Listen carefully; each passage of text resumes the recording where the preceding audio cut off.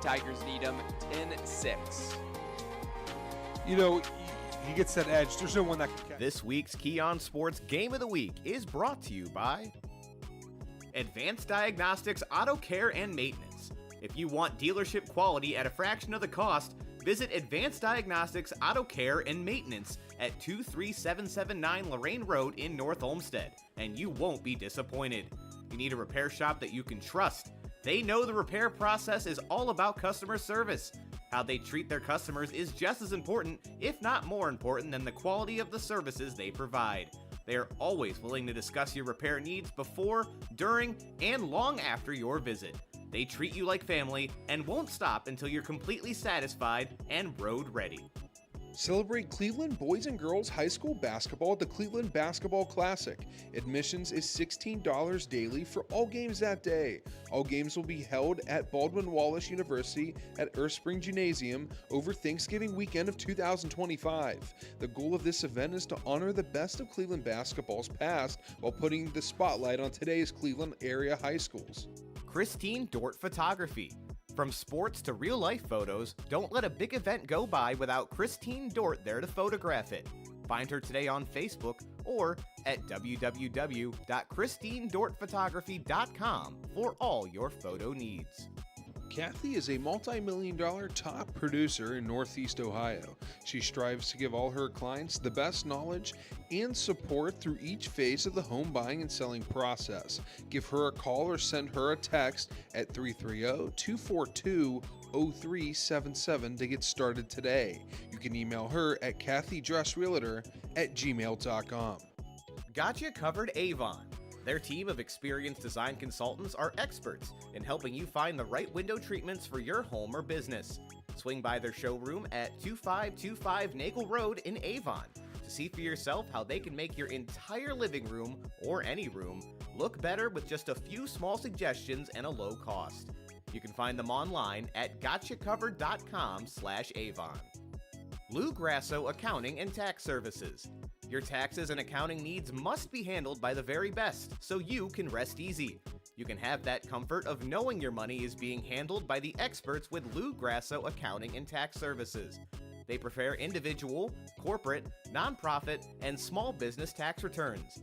They also specialize in investment and accounting and managing clients' QuickBooks with over $275 million in assets accounted for.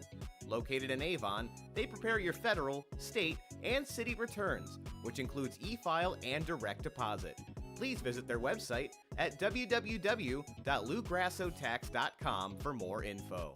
OCD Home Solutions offers a wide range of services to fit your needs, including a concierge-level moving assistance from sorting and packing to space planning and unpacking.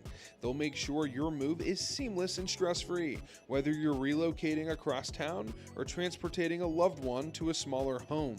Their team takes care of the details so you can focus on what matters the most. You can reach them today at www.ocdhomesolutions.com or book them by calling 216-299-3181 for a free consultation by mentioning Key on Sports when you contact them. Riley's Irish Bakery, the absolute best bakery and comfort food selection you will find on the west side of town. Located in the heart of Fairview, this incredible family-run business is your first, last, and only stop for the best eats. At Riley's Irish Bakery, they use the freshest ingredients to create classic Irish baked goods and savories. They are located at 22570 Lorraine Road in Fairview. Westside Family Dentistry is conveniently located near Detroit Avenue. Their professionals know that dental health is not just about white smiles, it's about having strong teeth and healthy gums. It's about prolonging the simple joy of eating delicious things. Their mission is to help their patients accomplish these goals in a painless, compassionate, and effective way. You can visit them at 18611 Detroit Avenue in Lakewood, Ohio. Climate Tech Inc. For 48 years, family-owned and operated Climate Tech has been the premier company for all HVAC services. For both residential and commercial, they have it covered. They offer free estimates on equipment replacement and 24-hour emergency service. Visit them at climatetech.com. Aspen Property Services. If you want your yard to look perfect, leave it up to the pros of Aspen Property Services. Call and ask for details at 720-289-5200 215-1786. They are the leaders in the landscaping industry and can help with restoration and regular maintenance. Run some type of rule out here if they're going to pass it, but there is an overhang on the right. They need to be careful. Roxandich, the keeper, up the middle, keeps the legs churning, and he fought for that football. It was nearly ripped out of his hands by the edge rusher there. That was defensive end number 53, Rodney Harris, who nearly ripped that out of the arms of Roxandich, and Roxandich said, nope, give me that, I'm holding on to this, and reaches that arm towards the plane, broke it, and that's a touchdown and now a lead for the Blue Devils. Woo, I got chills here, Cole. This is a huge crowd here for Brunswick here tonight, and Roxandich gave them something to cheer for. Going in, a lot of people doubted Brunswick. It's an early lead. They have to stay consistent. Anytime this Cleveland Heights team has their talented players, their smart players on the field, they have a chance to win the game. They need to be a little bit more. The adrenaline stops you. They need to get back up to that pace here. First and goal from the 10-yard line. Davis bouncing it to the outside, and he's going to walk into the end zone untouched, and just like that, 4 plays, 4 runs, all carries for Marquise Davis, a guy who ran for 333 yards last week and 4 touchdowns. Did not have a big first half. It was quiet, and he shows up on the first drive right when the Tigers need him, 10-6. You know, he gets that edge. There's no one that can catch him. There needs to be someone right in front of him if they want any hopes of stopping Marquise Davis. He has that. If you're Cleveland Heights, you can use Brunswick's game against them. Still 8 minutes to go, but continue to run the ball, run the clock, and you have an opportunity for a fresh set of downs before making it into the end zone. Davis slipping through a couple tacklers, keeps the legs churning. Nobody could bring him down. Was touched back around the 8-yard line and just kept dragging defenders. And that's why he's the type of running back prospect we've been happened to the green wave on the other end. Here an option, this one going to be a pitch to the outside. Got a block and going to step into the end zone right around the corner. Nice blocking there by the wide receiver, setting that edge and giving some room for number 30, Andre Jenkins, the sophomore, to make his way into the end zone untouched. And also credit to Elijah Gray on that pitch, well timed on the driving once again, looking to get their first win of the season and break that 9-game win streak for Holy Name dating back to 2013. But right now, Holy Name, they need to get a stop here. I know it's early in this game, but things are trending the way of Normandy. And a lot of it's because of Elijah Gray, the quarterback, trying to make a man miss an open field. He does. Past the 15-yard line, slips past the tackle.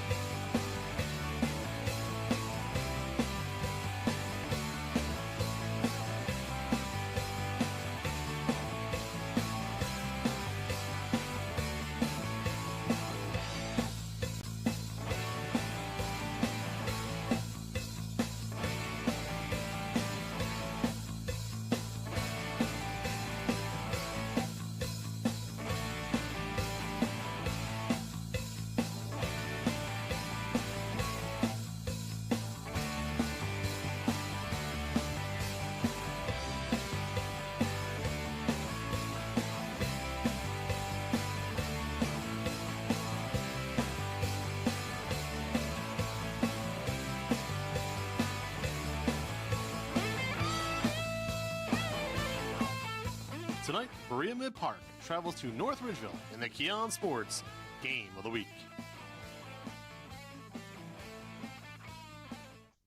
Live from Ranger Stadium in beautiful North Ridgeville, Ohio, it's the Keon Sports High School Football Game of the Week for Week 7 as the Berea-Midpark Titans travel in to take on the North Ridgeville Rangers. I'm Brandon Soder. Alongside me, Michael Rogers for the first time in a while. Brandon Marvel here as well behind the camera right now, but you'll be sure to hear from him in a little bit. But Mike, before we get going, long time no see. How's it been?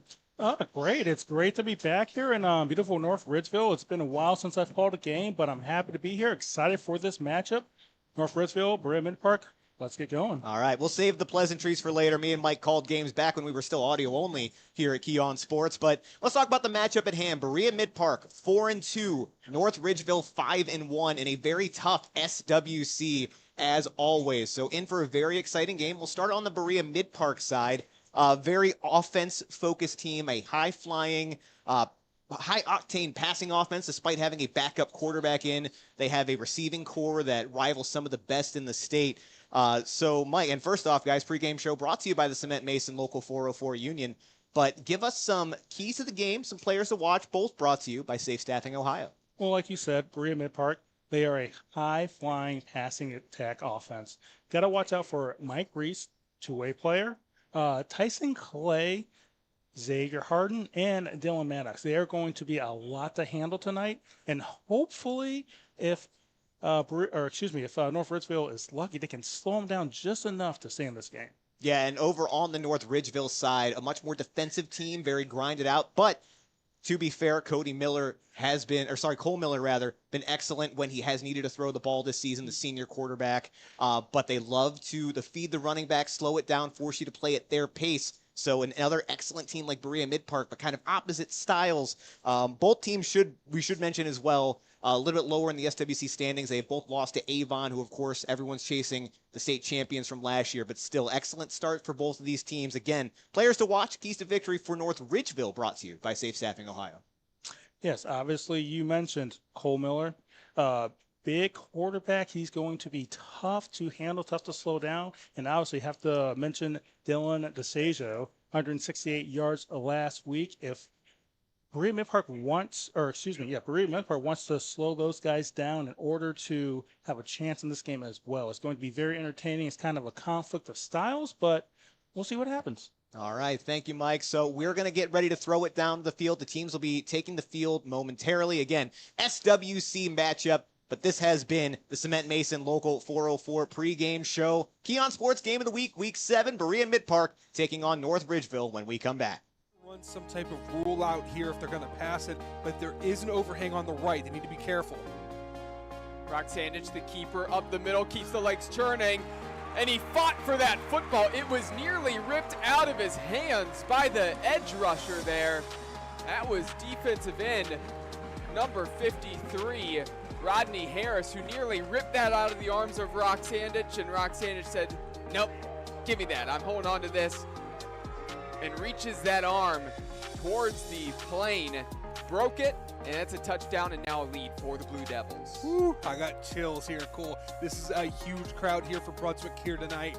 And Roxandich gave them something to cheer for. Going in, a lot of people doubted Brunswick. It's an early lead. They have to stay consistent. Anytime this Cleveland Heights team has their talented players, their smart players on the field, they have a chance to win the game. They need to be a little bit more. The adrenaline stops you. They need to get back up to that pace here. First and goal from the 10-yard line. Davis bouncing it to the outside, and he's going to walk into the end zone untouched, and just like that. 4 plays, 4 runs, all carries for Marquise Davis, a guy who ran for 333 yards last week and 4 touchdowns.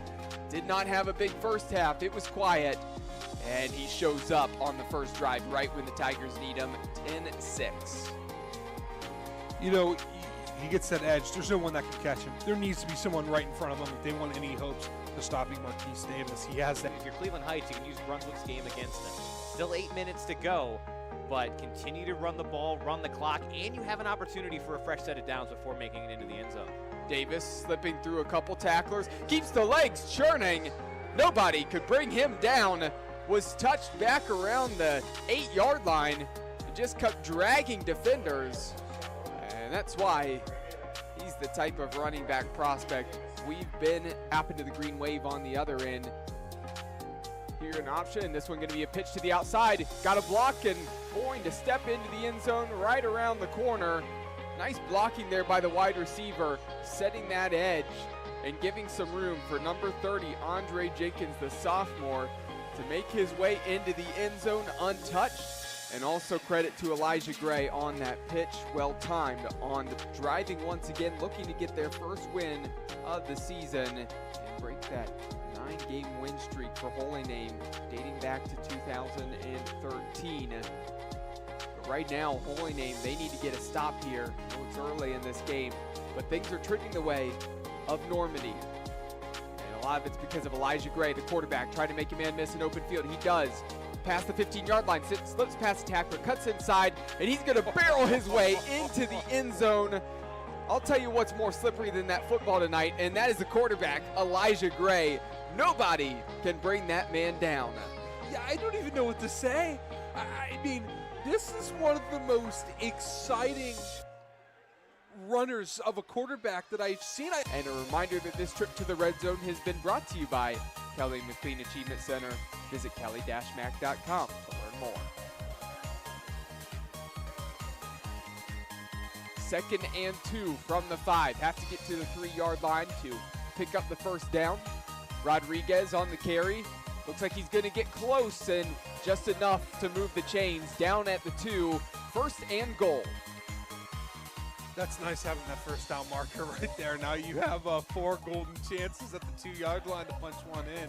But don't forget, Dom, this is the second time it's happened just like this. They got a fresh set of And welcome back, folks. Getting ready for kickoff here at Keon Sports Game of the Week for Week 7. Berea-Midpark visiting the North Ridgeville Rangers. Berea-Midpark's going to kick off to start. So the home team, the homecoming team tonight, will receive to get things going.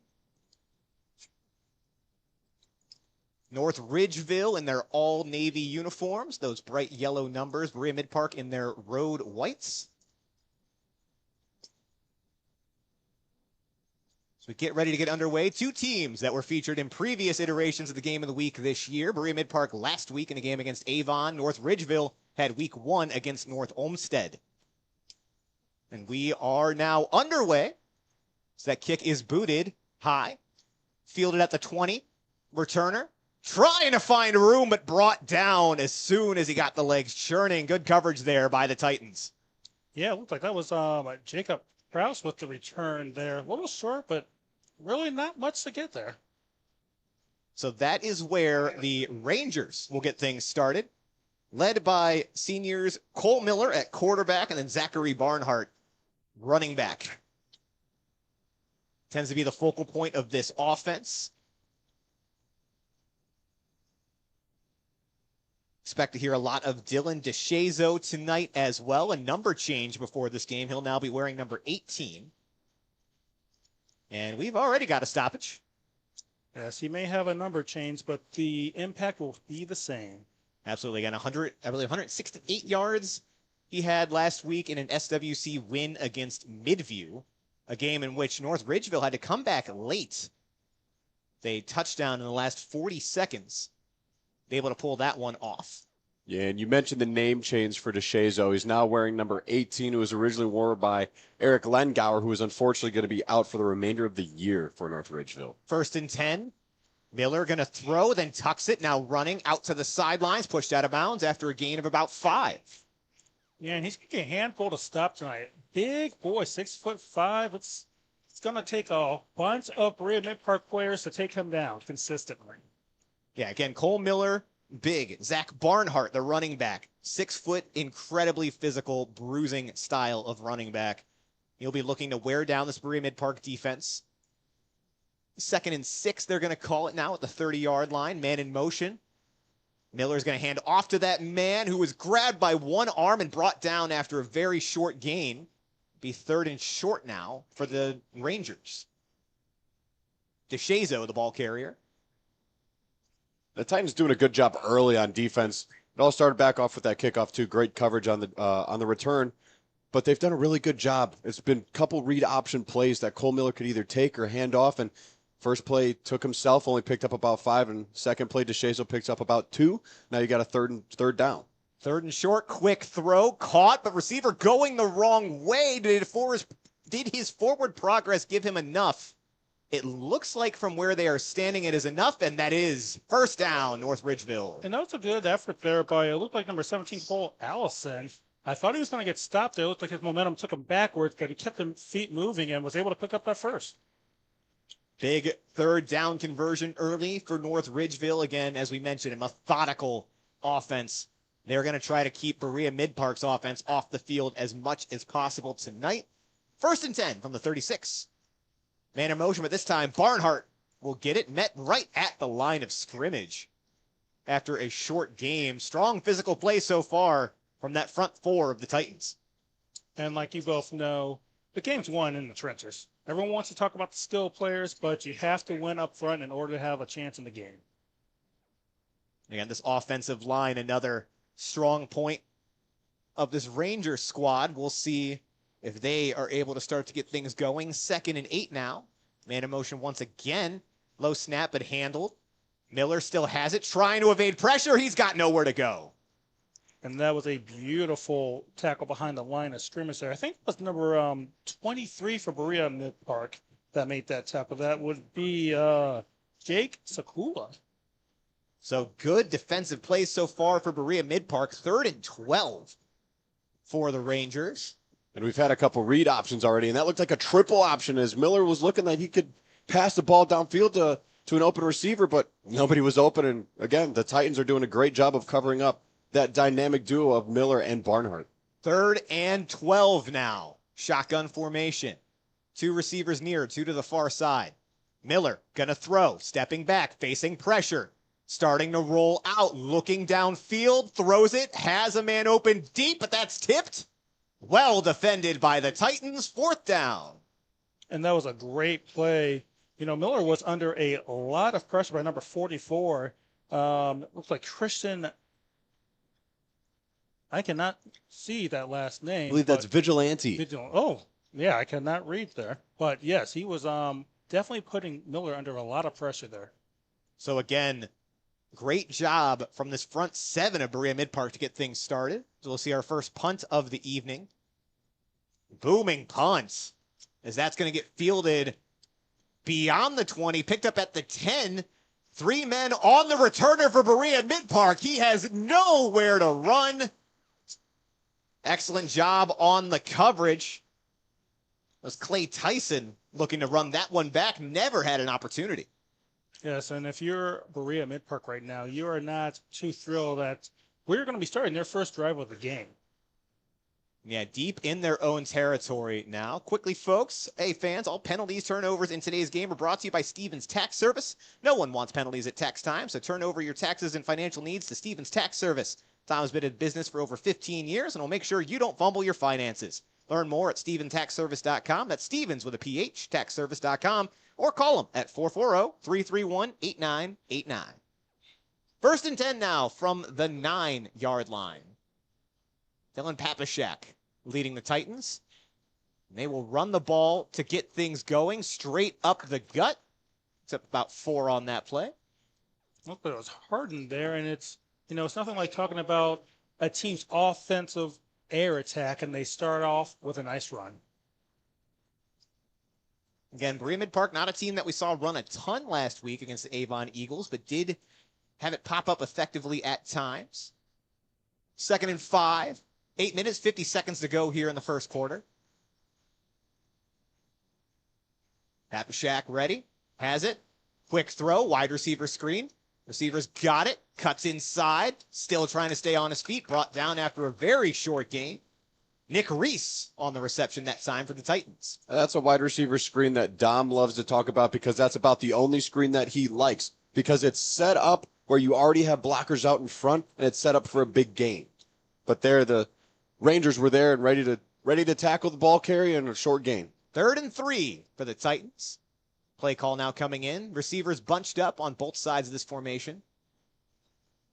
Single back in the backfield with Papashak. Again, the backup quarterback for this team, but has played a lot of this season and has played well. Back now in motion. Papashak going to keep it himself. Has space. Brought down right at the line to gain. And they're going to give it to him. First down, Berea-Midpark. And that was a nice pickup right there. Good thing that they decided to run because number 99 from North Ridgeville, I'm assuming because they have a few guys there. Brandon Braden Laszlo. Yeah. He was ready to come off the edge on that spin move.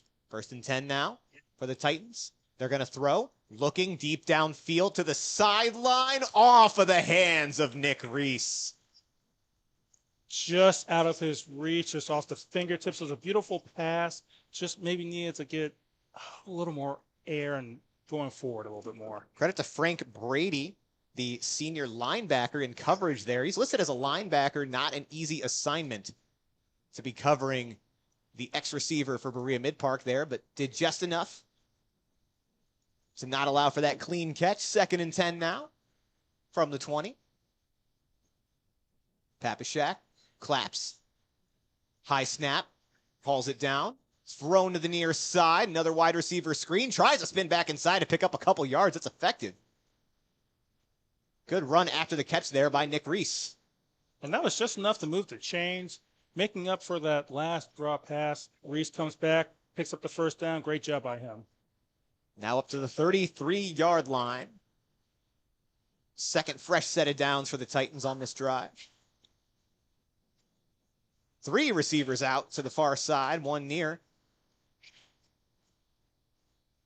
Papashak fakes the handoff, now throws deep up the middle of the field. Open receiver, 1 man to beat, foot race, he's got him. Touchdown, Berea-Midpark. Andre Alexander with the beautiful catch and score. Papashak has a beautiful throw motion and ball placement. And an early strike from Berea-Midpark, and that's exactly what we kind of talked about pre-game. It's an explosive offense. It can hit you at any point. 6-0 the score in favor of Berea-Midpark, pending an extra point. We expected to see a good amount of offense today, but Berea-Midpark, they've come out on both ends of the ball early. Their defense picking up great plays, forcing an early punt for North Ridgeville. Now their offense using their air raid attack to make a deep play down the field for a score. The PAT is up, and it is good. Dusan Novakovic, the kicker for Berea-Midpark. 6 minutes, 59 seconds to go here in quarter number 1. Berea-Midpark strikes first. They are leading the hosting North Ridgeville Rangers 7-0. And I'm not sure if you mentioned it, but Berea-Midpark coming in and averaging 32 points a game. And listen, if they're going to be able to score at that pace, then North Ridgeville is going to have to figure something out. They're not going to be able to run the ball like they want to. So the defense is going to have to step up and do something about that air raid attack. And it's not a situation where they've just played an easy out-of-conference schedule. They're in the SWC. They've had some very good games. Put up plenty against Avon even last week, a game that they hung in for a very, very long time. So again, this offense, statistically and by the eye test, very hard to stop. But North Ridgeville, they'll get another crack at it. They were forced to punt on their first possession.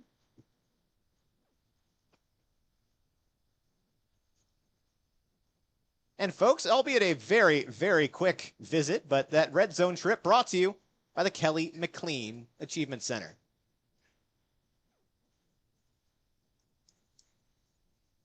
We're set and ready. And a short pop-up kick that time. Takes a little bit of a weird bounce. Had some backspin to it. Ultimately, looks like goes out of bounds around the 30-yard line. Hard to tell if that was fielded. Looks like there's a flag on the field, too. I think they're going to say that ball went untouched and the ball went out of bounds on its own.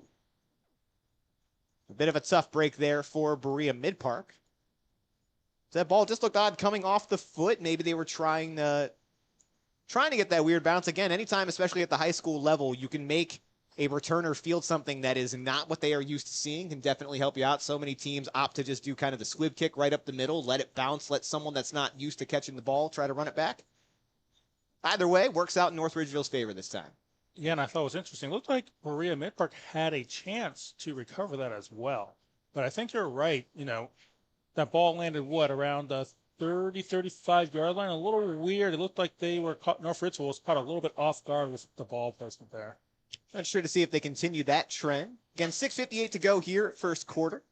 North Ridgeville about to start their second offensive possession of the evening. And it looks like we still have a little bit of discussion going on.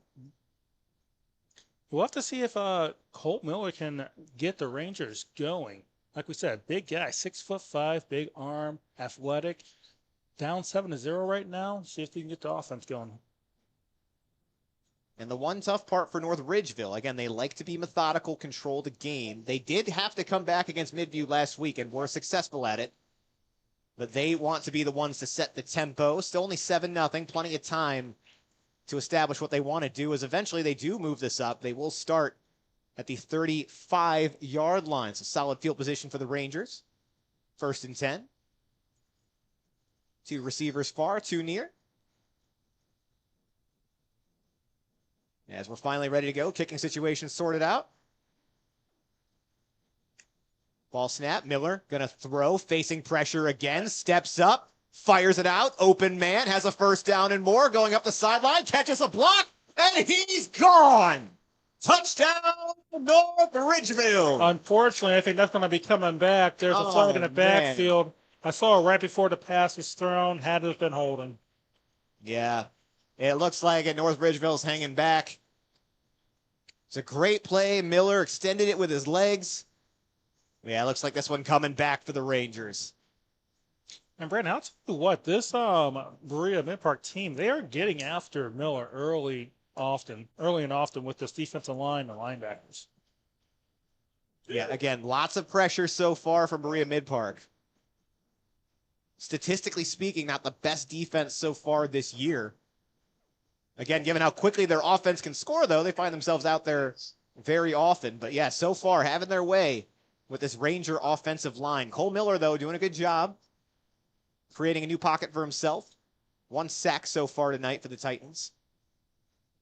It'll be 1st and 20 when we reset. Barely any time off the clock there. As the screen pass touchdown erased for North Ridgeville. Same formation for the Rangers. 1st and 20. Ball snap low, but Miller's going to grab it. Rolling out, throws. Same receivers got it. As the play before, Duke Baker on the reception. Get some of that penalty yardage back. You know, something to pay attention to as the game goes on. Titans are kind of playing with a little bit of a double-edged sword. It's nice to have that explosive offense, but you have to allow your defense to rest. And, you know, you don't want them getting tired late in the game, and this being a close game, and North Ridgeville being able to take advantage of that. Especially a physical team like North Ridgeville that wants to wear you down. Be interested to see how that develops as we go. 2nd and 13. Man in motion. Miller, though, going to keep it himself. Following his blockers. Has an opening. Downfield. Got the 1st down and more. Excellent running there from quarterback Cole Miller. And those are the type of plays we're expecting to see from him tonight. Being able to escape the pocket, make some plays with his legs, and then finish it with a nice hit. Big 1st down there for North Ridgeville. They're over on the Titans side of the field for the first time tonight. So far, Miller doing a lot on his own. Let's see if they try getting Barnhart involved more. Some of the receivers. 1st and 10 from the 49. And it will be a handoff. Backs finding some room. Bounces to the outside. Picks up about 4. Luke Bartell on the carry. Yes, and Bartell looked like he might have was going to be stopped a bit early, but was able to make a nice little cut, escape outside, and pick up some yards. Bartell with a couple touches already tonight. See if he continues to get featured. And Mike, you mentioned it about Berea-Midpark, how their offense could be so explosive, but their defense has to, not be on the field so much, even though they can score so quickly. You want to still make sure you give them some rest. Here for North Ridgeville, much more methodical play, run the ball, although that first play would have been a touchdown if not for the flag. Going to hand it off on 2nd and 8. Back pushes his way forward, coming out of the backfield, picks up a couple more. Yeah, so we'll see if that methodical offense of North Ridgeville can help give that Ranger defense a break, help them give them a breather, look over some video on the sideline, and really come together and step up here on the next drive and really for the remainder of the game. Well, Ridgeville is going to have to earn it if they want to extend this. 3rd and 6 from the 45.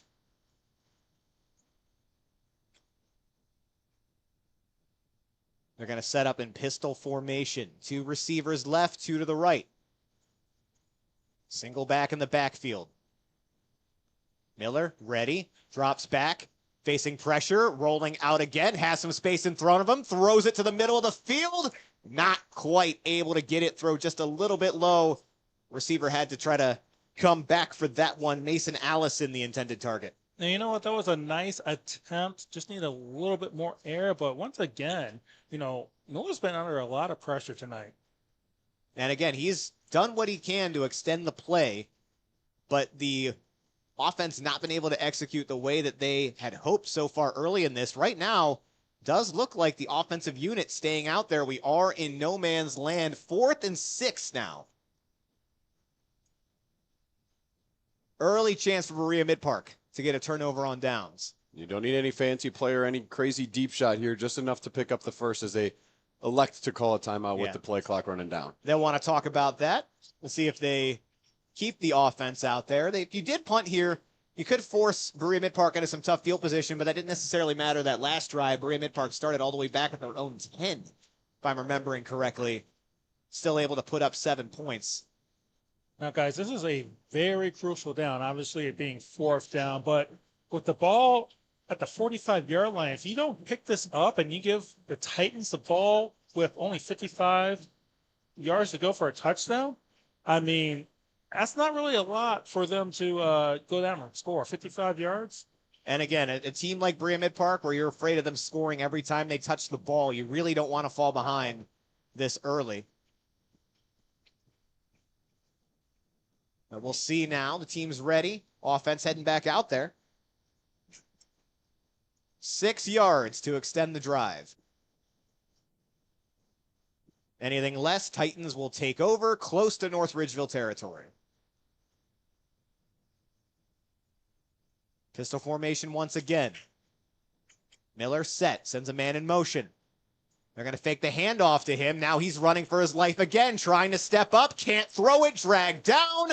Turnover on downs. See, this is what I don't understand about that. Now, like we said, Miller's been under a lot of pressure tonight. So knowing that, why even waste time with the fake handoff? Just get the ball, give him a couple receivers with a nice couple short routes, and get the ball out of his hands. Yeah, with the pressure that they're facing, you kind of feel like you want to get the ball out of Miller's hands as quickly as possible.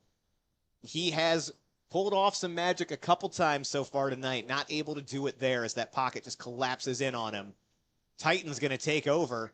They're actually going to start in North Ridgeville territory after the sack. 1st and 10 from the 49. 4 minutes, 30 seconds to go here in quarter number 1. Papashak calls for it. Fakes the handoff. Throws deep down the near sideline. Bobbled. Wow. And they're going to say he stepped out of bounds. Are they calling this a catch? That should... Oh, I don't know. It was very close. I thought that was a possession, catch. but they're giving it to him. I absolutely thought that was a catch. And if they didn't call that a catch, I thought there was potential for maybe pass interference, but that was one heck of a play there. Dylan Maddox on the reception, able to come down with it. Great throw by Papashak to get it to him. Folks, this trip to the red zone brought to you by the Kelly McLean Achievement Center. Titans looking to go up 2 scores early now. 1st and 10 from the 15. 3 receivers out far. 1 to the near side. Papashak calls, low snap, handled, wide receiver screen over the receiver's head. Incomplete pass, that'll be 2nd down. And going back to that previous play, Mike, you mentioned it and you took the words right out of my mouth. I thought that was a catch on the field as it was called and it stands. It was a catch. But the defender was all over him, and he didn't have his head turned toward the ball whatsoever. He had hands all up on him, and I thought that should have been a pass interference regardless, but it doesn't matter now as the catch was made, and now they're set up in the red zone. 2nd and 10 now. Papashak rolling out, looking for a receiver, throws, back corner of the end zone off the top of his hands. Listen, that was a great contest there. It looked like that was number 7, Luke Raz from North Ridgeville that broke that up. Yeah, and North Ridgeville, again, we knew their defense was good coming into this, but their corners have actually done a very good job. These receivers for Berea-Midpark, again, the most talented part of their squad, but the defensive backs doing their job so far for North Ridgeville. they can continue sticking to that, that's what's going to give them a really good chance to stay in this one, as it looks like we did have a penalty on the field. Yeah, that was it's going to get that on number 51, Ian Kavanaugh. I'm sorry, Sean Legina. Sean Legina on that one. He was back there trying to protect the blind side of the quarterback, Papashak, but got a little too much holding going on from him. 2nd and 20 now. Papashak, screen pressure, but gets it out. Space on the near sideline. Cuts back inside, makes a man miss with a spin move, still on his feet, and brought down a few yards short of the goal line. Hitting about every button that you have on the joystick in Madden was Nick Reese. And, yeah, great run there after the catch. Well, it's like we said, this Titans offense, the way that they like to play, spreading the ball around receivers, it is going to be hard to stop. 1st and goal now from the 5. 4 minutes left in this first quarter. Berea-Midpark driving. Man in motion. Going to be a fake handoff. Quarterback still has it. Juts his way forward. Stopped just short of the goal line. You know, I look back to that 4th and 6 that the Rangers didn't convert. This is a crucial period of the game. It's only the first quarter, but I mean, just to not get that and to give the Titans the ball at midfield like that, I think it's going to come back and bite them. We'll see. Still an opportunity to make a stand. 2nd and goal from the 3. Papashak hands it off this time. Running back tries to go over the top, but no luck there. It'll be 3rd down now. North Ridgeville standing strong. Looks like we have a player down. Yeah, we do have an injured player for the Berea-Midpark. We're going to cut away while they take care of him, folks. Enjoy these highlights. We'll be right back. Run some type of rule out here if they're going to pass it, but there is an overhang on the right. They need to be careful. Brock Sandich, the keeper, up the middle, keeps the legs churning, and he fought for that football. It was nearly ripped out of his hands by the edge rusher there. That was defensive end number 53, Rodney Harris, who nearly ripped that out of the arms of Rock Sandich, and Rock Sandich said, nope, give me that. I'm holding on to this, and reaches that arm towards the plane, broke it, and that's a touchdown and now a lead for the Blue Devils. Woo, I got chills here. Cool. This is a huge crowd here for Brunswick here tonight. And Rock Sandich gave them something to cheer for. Going in, a lot of people doubted Brunswick. It's an early lead. They have to stay consistent. Anytime this Cleveland Heights team has their talented players, their smart players on the field, they have a chance to win the game. They need to be a little bit more. The adrenaline stops you. They need to get back up to that pace here. 1st and goal from the 10-yard line. Davis bouncing. And welcome back, folks. Xavier Harden, running back for Berea-Midpark, was the injured player, but good news, up and off under his own power. He'll sit out at least a couple plays, though, as he gets looked at on the sideline. But glad to see he is okay. 3rd and goal from the 1-yard line. North Ridgeville needs to make a stand. Shotgun formation. Handoff again. Back men at the line and brought down for a loss. And not just brought down, stonewalled. Sorry there, Marvel. No worries. Yeah, that was Cooper Booth, the backup running back in there for the previously injured Xavier Harden. But again, North Ridgeville's defensive line, Mike, you mentioned it early. This game was going to be won in the trenches, and the defensive line of North Ridgeville, absolute stonewall on 3rd and goal from the 1. Loss of 1 on the play. Offense going to remain out there for Berea-Midpark. 2 minutes, 45 seconds left in quarter number 1. 7-0 in favor of the Titans. But it's 4th and 2. North Ridgeville hoping to take back some momentum with another stop here. Better get the playoff. 1 second left, and yeah, that did not get off, but they did get a timeout called in time. So we'll talk this one over again. So this set it down started 1st and goal at the 5. So far, this Ranger defense has stood tall. And, you know, this is another critical point in the game. You have 4th and 2, assuming that the Titans do decide to go for it again. If the Rangers are able to get a stop, and with the pressure Cole Miller has been under and the way that this defensive line has been able to penetrate, it's not really where you want to have your next possession start. 2-yard line? I'd still take that over a touchdown. Yes, absolutely. In the same token, though, that's whereas, when Berea-Midpark head coach John Hunick, when you're out there and you put your guys back out there in a 4th and goal from the 2 situation, you got to have the mindset, hey, if my guys don't get this, obviously that's not what's going to happen. I have faith in my defense that they can make a quick stop, if not force a safety on the next ensuing drive. So that way you're not really in any kind of lose situation. 4th and goal from the 2. Papashak. He wipes his hands. He's ready. Man in motion. Handoff. Nope. Fake. Still has it. Has to throw. Back corner. And it's overthrown. North Ridgeville makes the stand. That was a huge stop there by Ridgeville. Looks like number 11 for the Titans was open. Was that Maddox? Dylan Maddox, yeah. Looked like he was open a lot earlier than he got the ball thrown to him, but Papashak was under a lot of pressure there. Good job by North Ridgeville. Yeah, and as soon as they were backed up against their own end zone, it seemed like the front 7 really kind of came alive for the Rangers. Papashak facing pressure for the first time tonight, had a man in his face when he tried to go make that throw, just overthrows his man. Huge stop, though, for North Ridgeville, as they're hoping to have flipped the script 7-0 in favor of Berea-Midpark, but Rangers now have the ball back on their own 2-yard line, 1st and 10. They'll stay in shotgun formation, trying to spread out this Titans defense.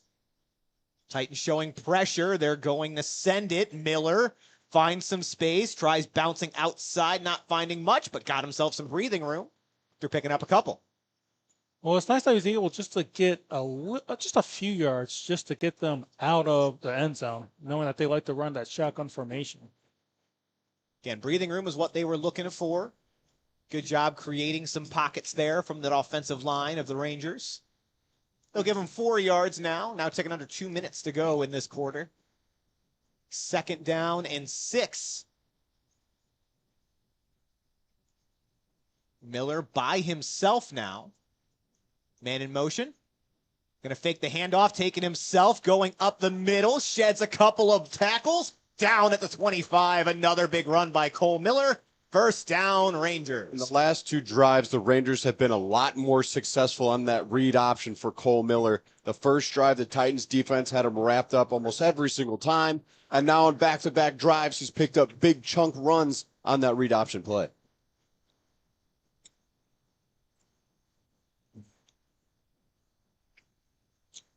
And Cole Miller looks like throws a pass to number 8. That would be Novakovic with the reception there. Picks up a few yards there. Brandon had to step aside for a minute, so I'm going to be stepping in. We have a 2nd and 10, 1:19 left in the second quarter. Looks like the ball on the 25-yard line. Thank you there, Mike.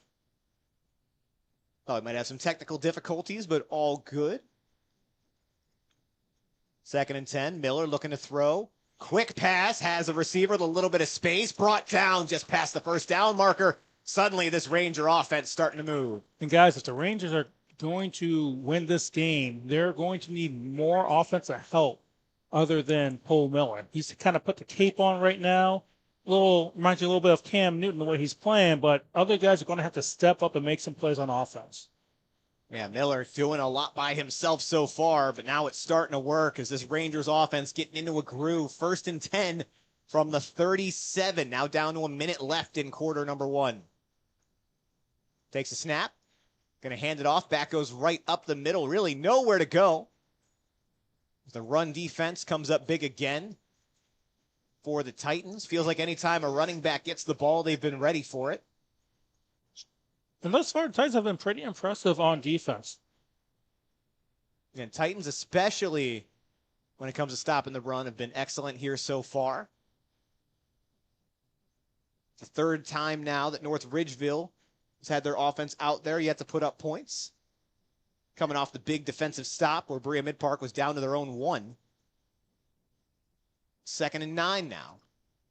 Miller rolling out. Blocker in front of him. Throws it. Complete. Hauled in. Just short of the 1st down marker.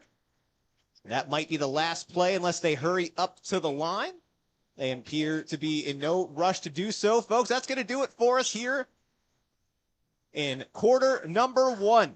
Keon Sports High School Football Game of the Week for Week 7. Berea-Midpark 7.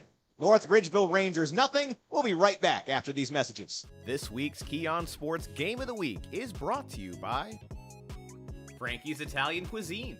Looking for a place to enjoy a post-game meal? Love Italian food? Frankie's Italian Cuisine has you covered from meatball to lasagna. Visit them tonight at 4641 Great Northern Boulevard in North Olmsted and taste the 50-plus years of legacy for yourself. Maxim Lacrosse. Maxim Lacrosse will demand players embody the game by giving and receiving respect and understanding that character counts. Run some type of rule out here if they're going to pass it, but there is an overhang on the right. They need to be careful. Brock Sandich, the keeper, up the middle, keeps the legs churning, and he fought for that football. It was nearly ripped out of his hands by the edge rusher there. That was defensive end number 53, Rodney Harris, who nearly ripped that out of the arms of Rock Sandich, and Rock Sandich said, nope, give me that, I'm holding on to this, and reaches that arm towards the plane, broke it, and that's a touchdown and now a lead for the Blue Devils. Woo, I got chills here. Cool. This is a huge crowd here for Brunswick here tonight, and Rock Sandich gave them something. And welcome back for the start of the second quarter. That's going to be with North Ridgeville with possession of the ball. 3rd and 1 from the 46. Trying to keep this drive alive. Will be a keeper again for Miller. He's got nowhere to go. Titans ready for that one. Loses 4 on the play. 4th down punting unit coming out now for the Rangers. And Cole Miller has been having such a hard time against this defensive line. When you have guys like Cal Maloney, who is 6'4", 250, Kristen Vigilante, who is 6'2", 235, and Bryce Bunner, 5'10", 220. These guys are getting after them. They are big body dudes. Now 4th and 5, going to punt this one away. And nearly blocked. They're going to be fair caught. Just back of the 15-yard line. That's where the Titans will get things started. They were able to get the ball all the way down to the North Ridgeville 1 before ultimately being stopped on 4th down. They'll get another opportunity with the lead. Try to extend this. And you know the Titans have to be itching this offense to get back on the field after that lost opportunity. Had a very great catch on the sideline, got it down to the 5-yard line, just weren't able to capitalize. An interesting thing, I noticed one of the stadium lights, one of the large ones, is out for North Ridgeville, so they have a couple temporary lights much lower. We'll see if that comes into play at any point on that side of the field. 1st and 10 now for the Titans, 14-yard line. Papashak rolls and throws opposite side. Receiver's got plenty of room in front of him. Safety closing in. Can he make a miss? Cuts inside. Still a little bit of traffic, but on his feet. Needs one more block and brought down at the 10.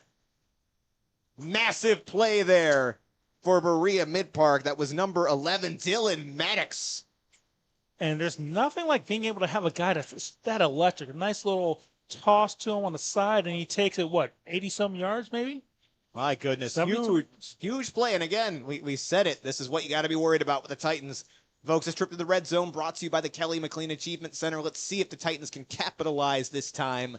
1st and goal from the 9. And quick credit there to Jaden Williams of the Rangers to be able to chase him down, not giving up on the play, and tackle him short of the end zone. And Vince Weaver into the game. This was mentioned pregame. Papashak again coming in with the start because last week Weaver was inactive. Now this week got the word that Papashak was going to start, but there were going to be some chances where we could see Weaver in some packages, and here we see him for the first time here early in the second quarter. 1st and 9. 1st and goal from the 9, rather. Ball snap, going to be a handoff. Back's got some space, follows the blocker, dances into the end zone. Touchdown, Berea-Midpark. Hardin with a nice score there, running along the right side.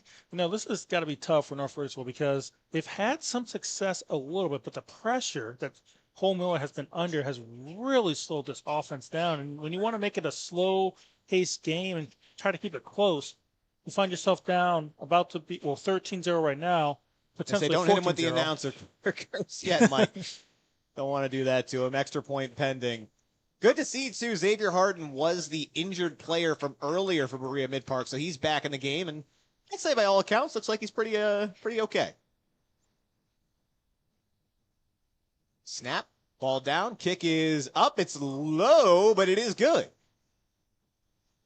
So 10 minutes, 34 seconds to go here in the first half. Berea-Midpark. They currently lead this one over North Ridgeville, 14-0.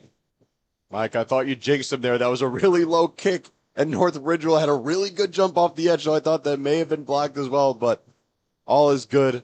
Berea-Midpark is good on the extra point. Yeah, Titans fans, I think you have Brandon Soder-Pinner to thank for that, cutting me off. May have saved you guys from losing that point. Always looking out for my alma mater, obviously. If I can call it that. It was just Berea back in the day when I was still attending. Boy, does that make me feel old. Oh, boy. Yeah, we find ourselves in a very interesting situation now with the Rangers down 14-0. I'm interested to see how their offense is going to attack the Titans this next drive. I don't know how much it's going to change, though, because so far we expected a little bit more heavy run from the running backs, a little bit more control, but so far they've been putting the ball in the hands of Cole Miller, whether that be on design runs, trying to throw the ball. So I really don't know how much your offense can or will change now being down 14. It looks like they kind of geared up to be in a shootout. So far hasn't come to fruition for the Rangers. We've seen very little Zachary Barnhart, so I'm not sure if there's an injury there or what's going on with his situation, but he's a recent Kent State commit. Zach Barnhart had a visit, liked it, got offered, committed. And Barnhart, obviously the senior running back for the Rangers. We'll keep an eye on that situation. Another short kick, but it is fielded right around the 37-yard line. Good job not letting that one bounce.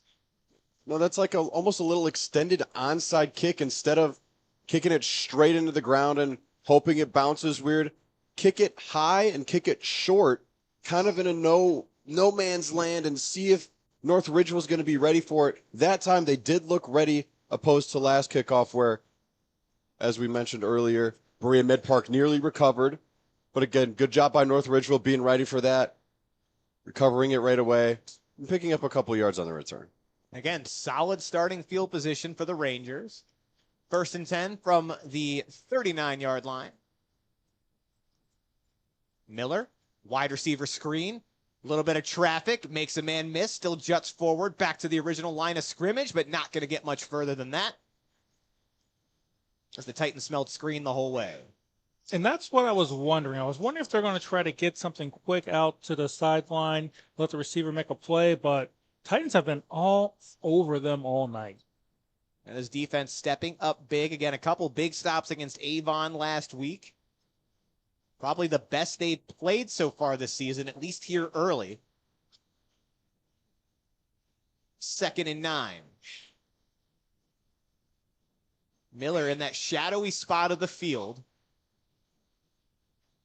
3 receivers stacked to the near side. He's going to roll out to that side, looking for someone, throws it right past the hands of Nick Reese. A little bit of a dangerous pass, but eventually just falls out of bounds. Off the hands of his intended receiver, Dylan DeShazo.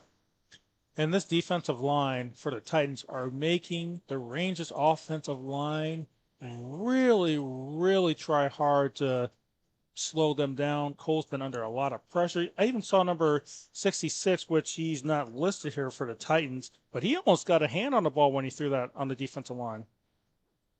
All right, 3rd and 9 now for North Ridgeville, trying to get a drive sustained.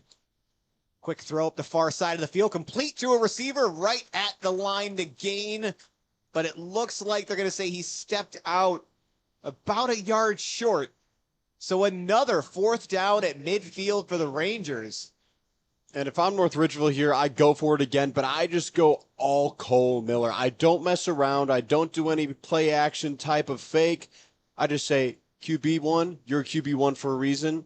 Take it and get that yard. Pistol formation, 4th and 1. Feigned the quick snap. Play now coming in. 3 receivers to the near side. He's got one out far. Running back now on his hip.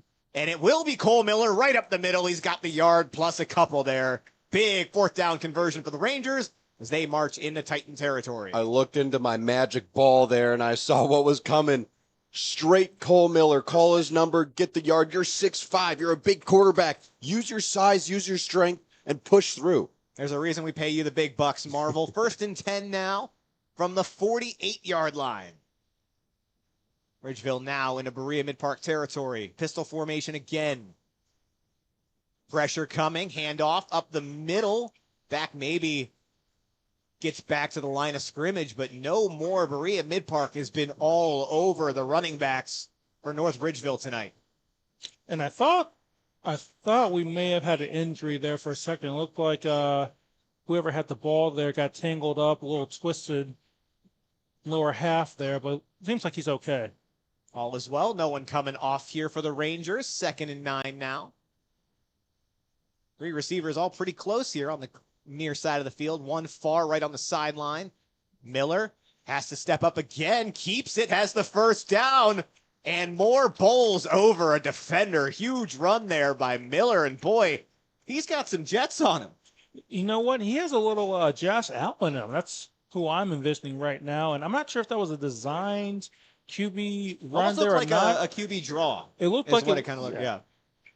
Sorry, Mike. Didn't mean to cut you off there. Oh no, you're fine. No, Miller's doing a heck of a job this drive, keeping this drive going. 1st and 10 now from the 30.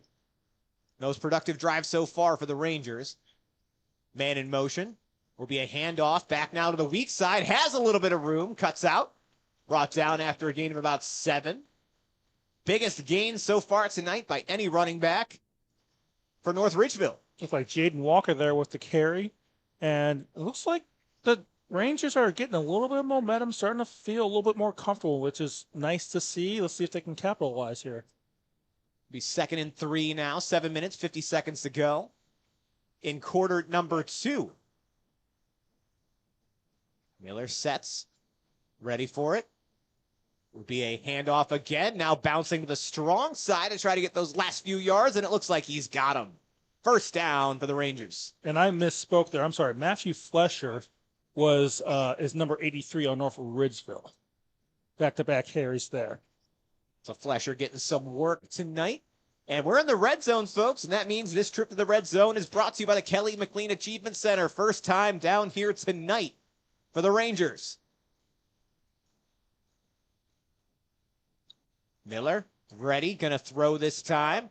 Out to the far side of the field, timing throw, hits his man, gain of about 7. See, I want to see a little bit more of that. Just get the ball, quick pass, get it out of his hands.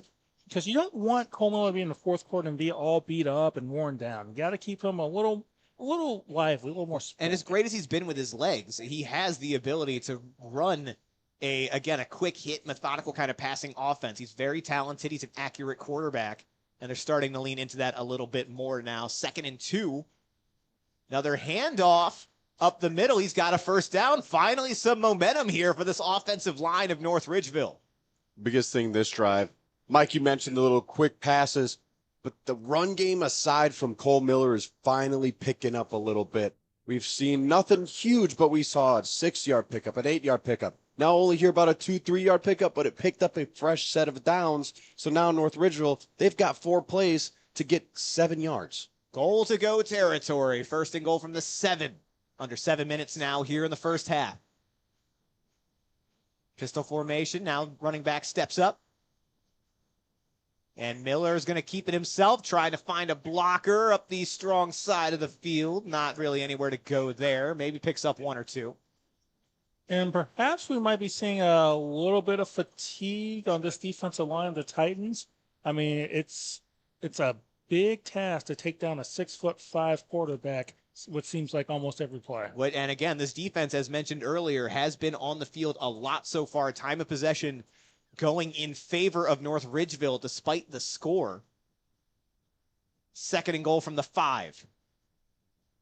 Handoff to the running back, up the middle. It's going to be close, but it looks like he stopped just short. Yeah, that's what it looked like up from here, or looked like from here. That he was just a tad bit short, but you got to be feeling pretty good if you're the Rangers right now. 3rd down and goal from the 1. Having a little deja vu as North Ridgeville was in the exact situation last drive or last quarter, but on the other side of things, backed up at their own end zone at the 1-yard line. They picked up the stop. Let's see what Berea-Midpark's front 7 can do. 3rd and goal. Going to be a handoff. Back's got some room. Met at the line. Not quite in. And that was a stone wall right there. That looked like a car crash. One heck of a hit. Looked like number 83 got met by about 3 defensive linemen there. Number 83, Matthew Flesher again, getting a lot of the carries on this drive for North Ridgeville as we now tick under 5 minutes. 4th down and goal from the 1.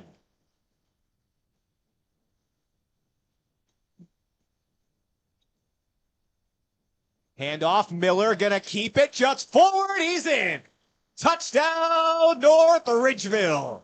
And when you have a big body quarterback like that, when you have it 1st and goal on the 1 or 2, you got to just give it to him. And the most productive drive of the night for the Rangers really got the running game going from both Cole Miller and the running backs. Matthew Flesher, again, featured heavily on that drive. It resulted in 6 points now for North Ridgeville as the kick is blocked and fallen on top of in the end zone. So a close game like this, we'll see if that comes back to be a factor later on. So after that, 4 minutes, 43 seconds to go here in the first half. Berea-Midpark still leading 14-6 over the North Ridgeville Rangers. Now, that is a huge play in this game. If the way the game is going right now continues to play out for the remainder of the game, this is going to be close to the very end. You know, Berea-Midpark's defense, like you mentioned, Mike, is looking a little worn down right now. Now they got halftime here in about 4.5 minutes, 5 minutes or so. But if this Berea-Midpark offense can score quick again, North Ridgeville is going to have as much time as they really need with their methodical type of offense to pick up any kind of points. So with that blocked extra point, now North Ridgeville, say they get a stop on defense, is going to need a touchdown and a 2-point conversion just to tie the game. And remember, Berea-Midpark will receive the second half kickoff. So interested to see how Berea-Midpark decides to handle this. If they try for a quick strike again, or if they try to draw things out and double up.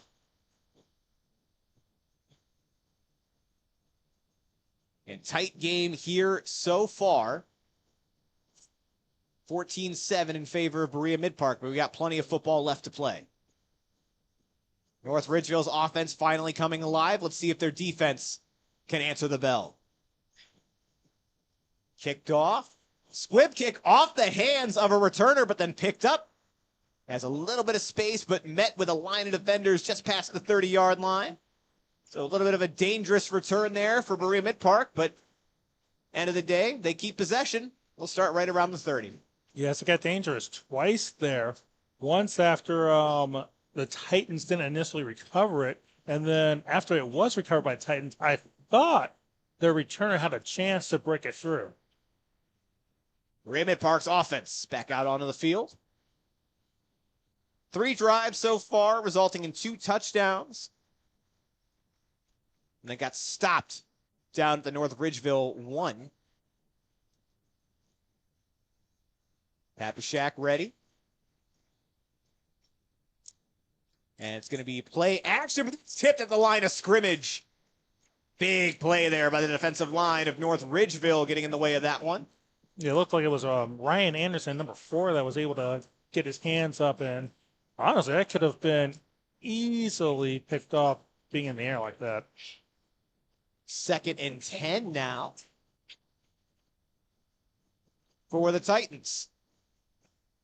3 receivers near, 1 to the far side. Papushak going to throw again, right up the middle, completed, right at that line to gain. Nick Reese has got it. New set of downs now for Berea-Midpark. That's a tight window, but a quick throw. If he waited a split second longer, the outside linebacker was ready to pick off the ball. But again, nice quick throw by Papushak, getting it out of his hands, hitting his receivers, picking up the first down. 4 minutes, 20 seconds to go now in the first half. Make sure, folks, you stick around for the Cement Mason Local 404 Union Halftime Show. This time brought to you by Brandon Marvel, as he'll recap what we've seen so far tonight and give you scores of games from all around Northeast Ohio high school football. Low snap, but handled. Facing a little bit of pressure, steps up now, trying to run, scrambles out, still looking to throw the ball near sideline, throws it away. You know, even though Papashek wasn't able to complete the pass, just his pocket awareness, his poise, just continuing to look down the field to see if anyone comes open late. I'm very impressed with just his ability to be poised and keep his eyes down the field. Again, especially when you talk about a quarterback, while a junior, still a running back to start, or running back, what in the world, still a backup to start this year, has done a very good job. Really, both of these quarterbacks very capable of extending plays for both North Ridgeville and Berea-Midpark. We're seeing a lot of that tonight. 2nd and 10 now for the Titans. Going to look to throw. Quick wide receiver screen. Has some room, but there is a flag down on the field as he's knocked out of bounds just before he hits that 40-yard line. We'll see what this flag is for. Yeah, not really sure. I didn't see too much. May actually be on the defense. Let's see here. Officials discussing it. Team's going back to the original line of scrimmage for now. Yeah, it's either a defensive play or one of the linemen was real close to getting 5 yards upfield before that ball was released. A timing play on that screen. So if they slip 5 yards past the line of scrimmage, that's a legal man downfield. But we'll see what the call is made of here. As they continue to discuss. Getting some shades of last week where we had about a 20-minute stoppage as we quite literally had to go and reference the rule book. As I know you guys weren't here, we had a discrepancy about college goalposts since that was played in Finney Stadium. And had to watch the ref quite literally get a physical copy of the rule book and start reading it. We eventually got it figured out, but looks like the discussion here has wrapped up. Face mask on the defense. So we're going to go ahead and move that ball 15 yards up, which is just slightly farther than the completion, so they will accept that penalty. As if the Titans needed any more help going down the field. This offense has been pretty impressive all night. 3:51 left in this half, and they have the ball at the, 29, 28-yard line? Yeah, and I misspoke. They gave him the completion and the penalty there. Oh, wow. So 1st and 10 from the 29. And we have another stoppage. Officials confer. Again, still 3 minutes, 50 seconds left. And it looks like North Ridgeville wanted some clarification about what's going on.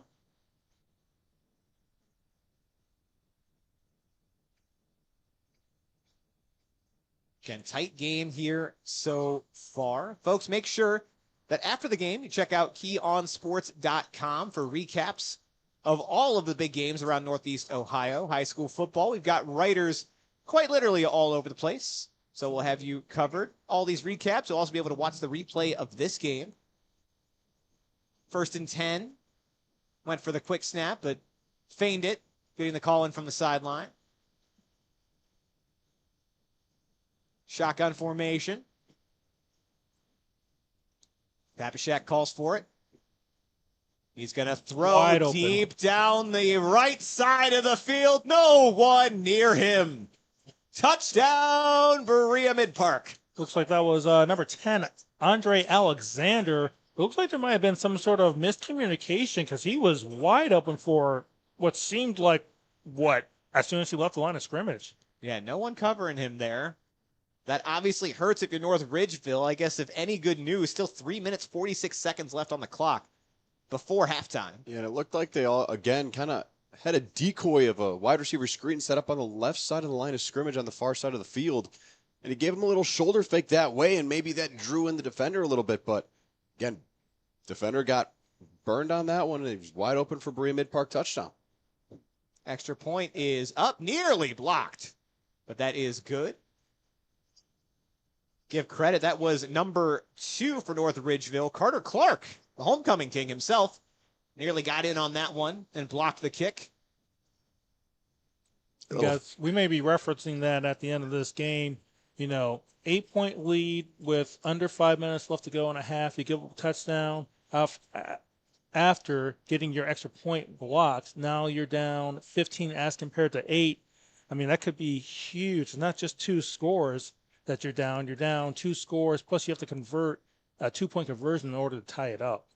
And big drive here for the Rangers offense. Again, as mentioned, Berea-Midpark will get the ball back to start the second half. And folks, if you're watching this game, make sure you let us know in the comments. We've got a couple pieces of hardware to give away at the end of this game. It's the Mickey's defensive player and the Cement Mason Local 404 offensive players of the game. We've got our votes as a broadcast crew, but you all will get a say as well. So whether you're watching on YouTube, Facebook, or NFHS, let us know who you think is deserving of those awards. We'll tally everything up towards the end of the game, and then we'll make sure to present those to our players before everyone gets out of the stadium. You can check KeyonSports.com and our social channels for pictures of our winners later on tonight.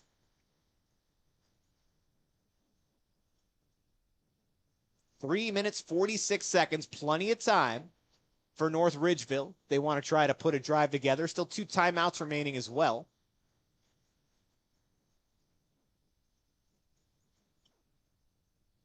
All set. Kicker runs up. Booted. Again, another weird squib kick that was initially muffed but picked up. No return there, but good job holding on to that one for North Ridgeville. And I was interested watching that kickoff. As Marvel has pointed out numerous times, we have this quasi-squib kick, and I was thinking, maybe they're going to kick it a little bit further down the field, which they did, not as far as you would think, but with 3:42, you don't want to give the Rangers any opportunity to get good field position with this much time left in a half. You don't want them to get an opportunity to score. It seems like that was their game plan coming in, and they're sticking with it from a special teams standpoint. So if they want to drive, it'll take 72 yards to get to pay dirt. 1st and 10 now from the 28. Miller, quick throw up the far sideline. 1st down and a little more.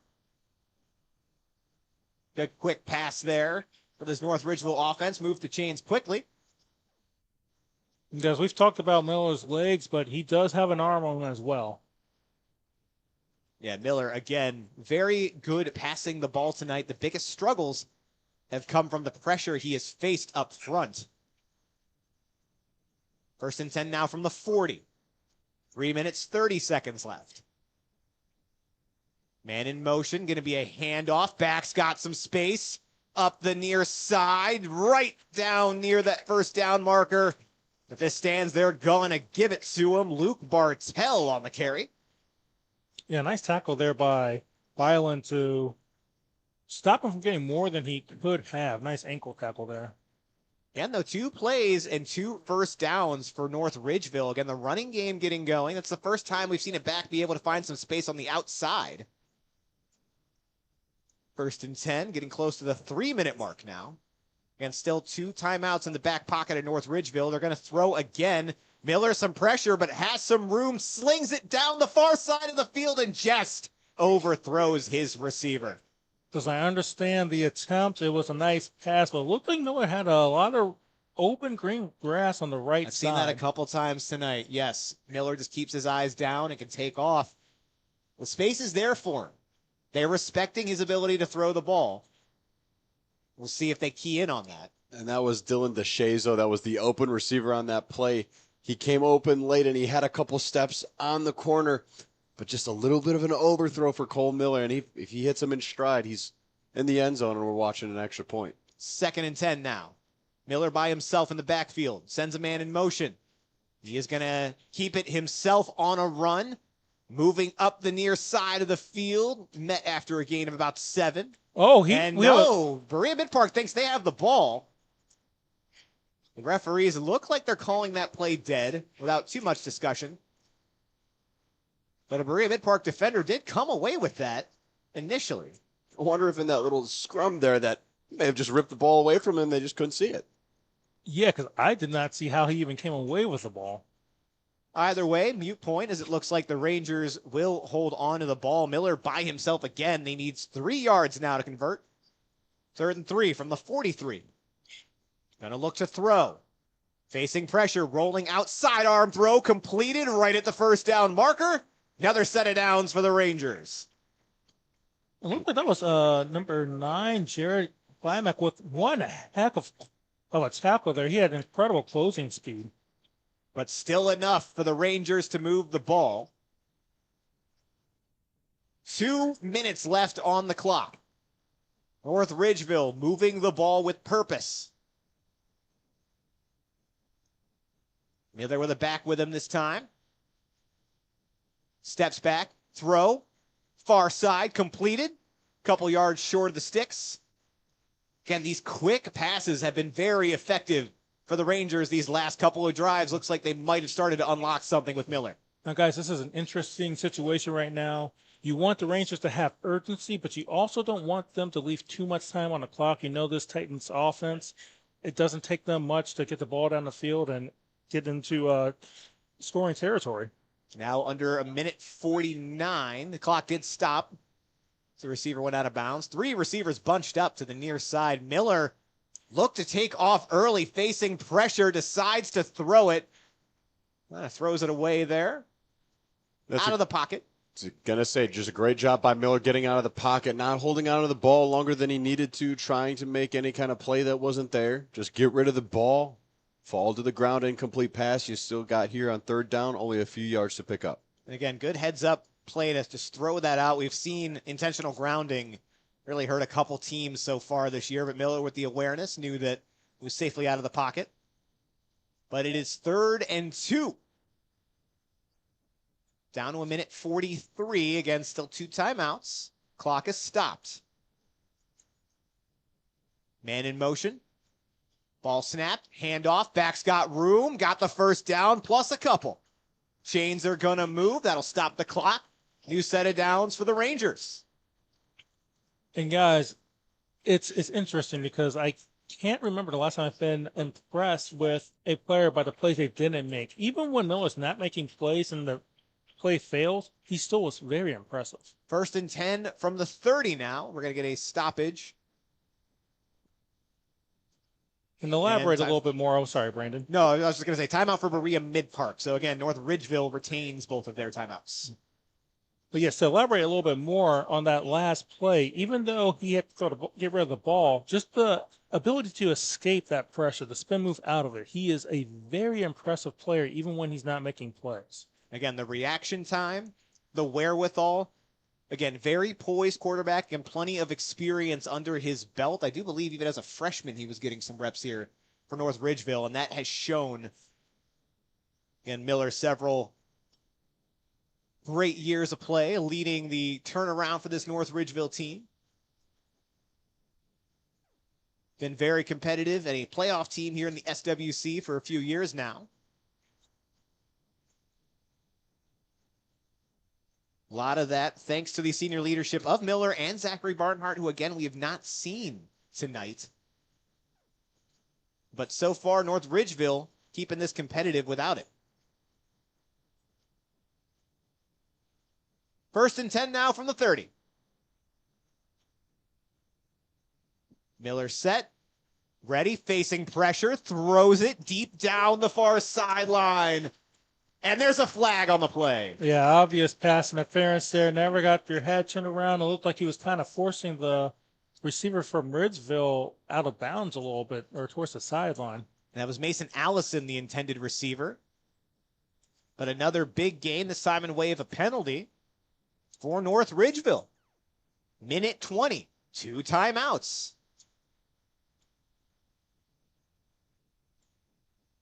Again, as good as Berea-Midpark's offense has been, this was what our worry was. They got off the field too quickly. And now North Ridgeville may be able to pull this within a score heading into the second half. In these last 2 drives, the Rangers have really unlocked something with this team.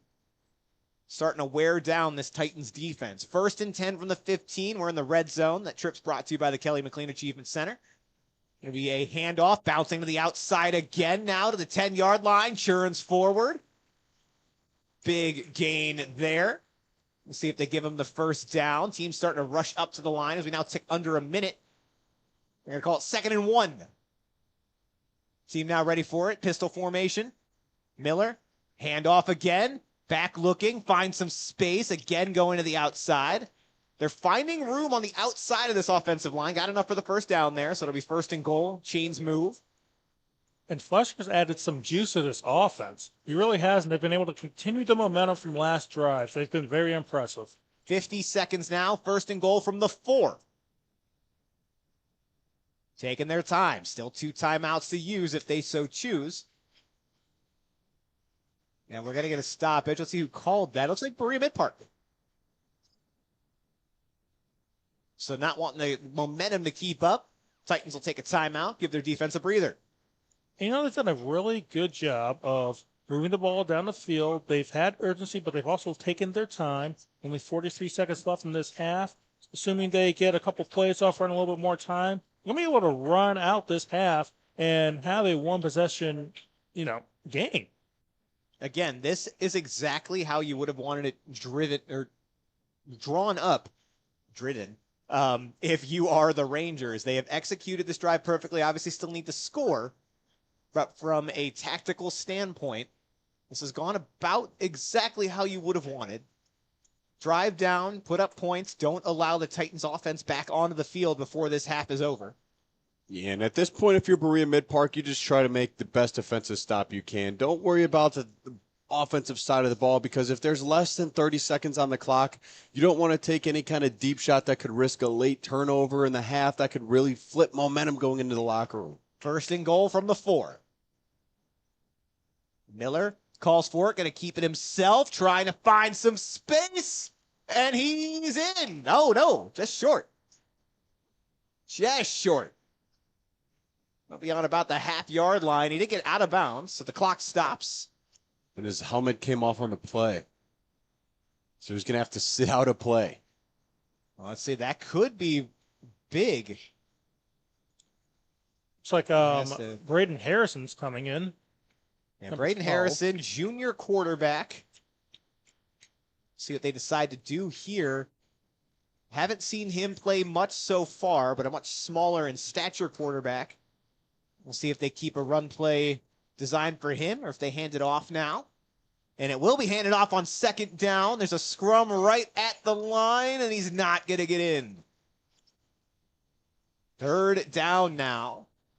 Clock is running, and we will go ahead and get a timeout for North Ridgeville. 29 seconds left. It'll be 3rd and goal from the 1 with 1 timeout remaining. So you can still run the ball if you're the Rangers. And as Marvel pointed out, I believe it was last drive, QB1. You got to be QB1. Big body quarterback, just give it to him. 29 seconds left, ball on the 1-yard line. Let's go. I say you give him 2 chances at it. This is exactly what happened the last time, and it took all the way until that last down for them to have Miller run it in, and that was the one that they needed, punched it in for the touchdown. Yeah, you do want to mess around.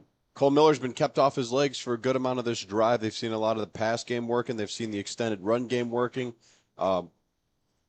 With Luke Bartell picking up multiple first downs on this drive. So Cole Miller's been able to stay off his feet when it comes to needing to run the ball and pick up yardage. So this is the perfect time. Hey, end of the first half. After this drive, you'll get a good 15-minute break in the locker room and then come out in the second half ready and fresh. 3rd and goal from the 1. Feel like we've run plenty of plays on both sides from this territory tonight. And we got another stoppage. Looks like an official stoppage. All seems to be well. We're going to reset. 3rd and goal for the 1. Miller calls for it. He will keep it himself. Right up the gut. And he's in. Touchdown, North Ridgeville.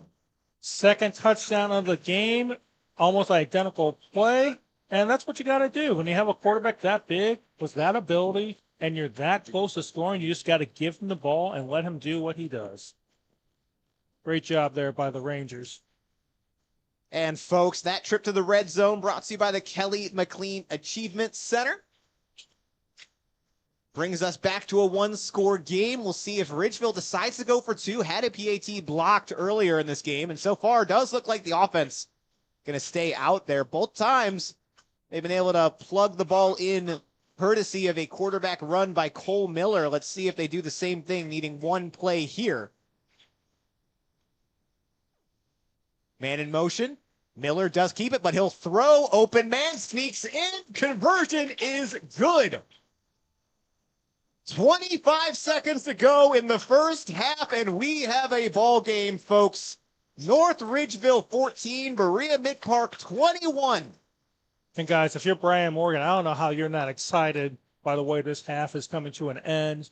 Just down 21-6, able to drive the ball down the field, pretty much take all of the time off the clock. You got 25 seconds left. Obviously, you can't be stupid and make any dumb penalties or anything like that, but heading into halftime, you're only down by 7 points. I think you have to feel pretty good about where you are as a team. And it's not just that they're only down by 7, it's how the game has progressed. It took a while for this offense to get going for North Ridgeville, but now 2 drives in a row, they have, for the most part, kind of had their way and set the tone the way that they wanted to from the jump. Now, Berea-Midpark will get some time in the locker room, but that doesn't always help as much as you think, because guys are going to sit down, muscles are going to tighten up a little bit, and especially if the offense comes out, either scores again quickly or turns the ball over quickly, then the defense might still be in a little bit of trouble. So we'll have to keep an eye on that. But right now, North Ridgeville starting to win the physical game on the offensive side of the ball. They do still trail by 7. Defense has come up with a stop once, but they'll need to do it again at the beginning of next half. That ball is deep. Bounces at the 20. Picked up as the coverage starts to arrive and brought down right around the 25-yard line. Not a lot of room to operate there.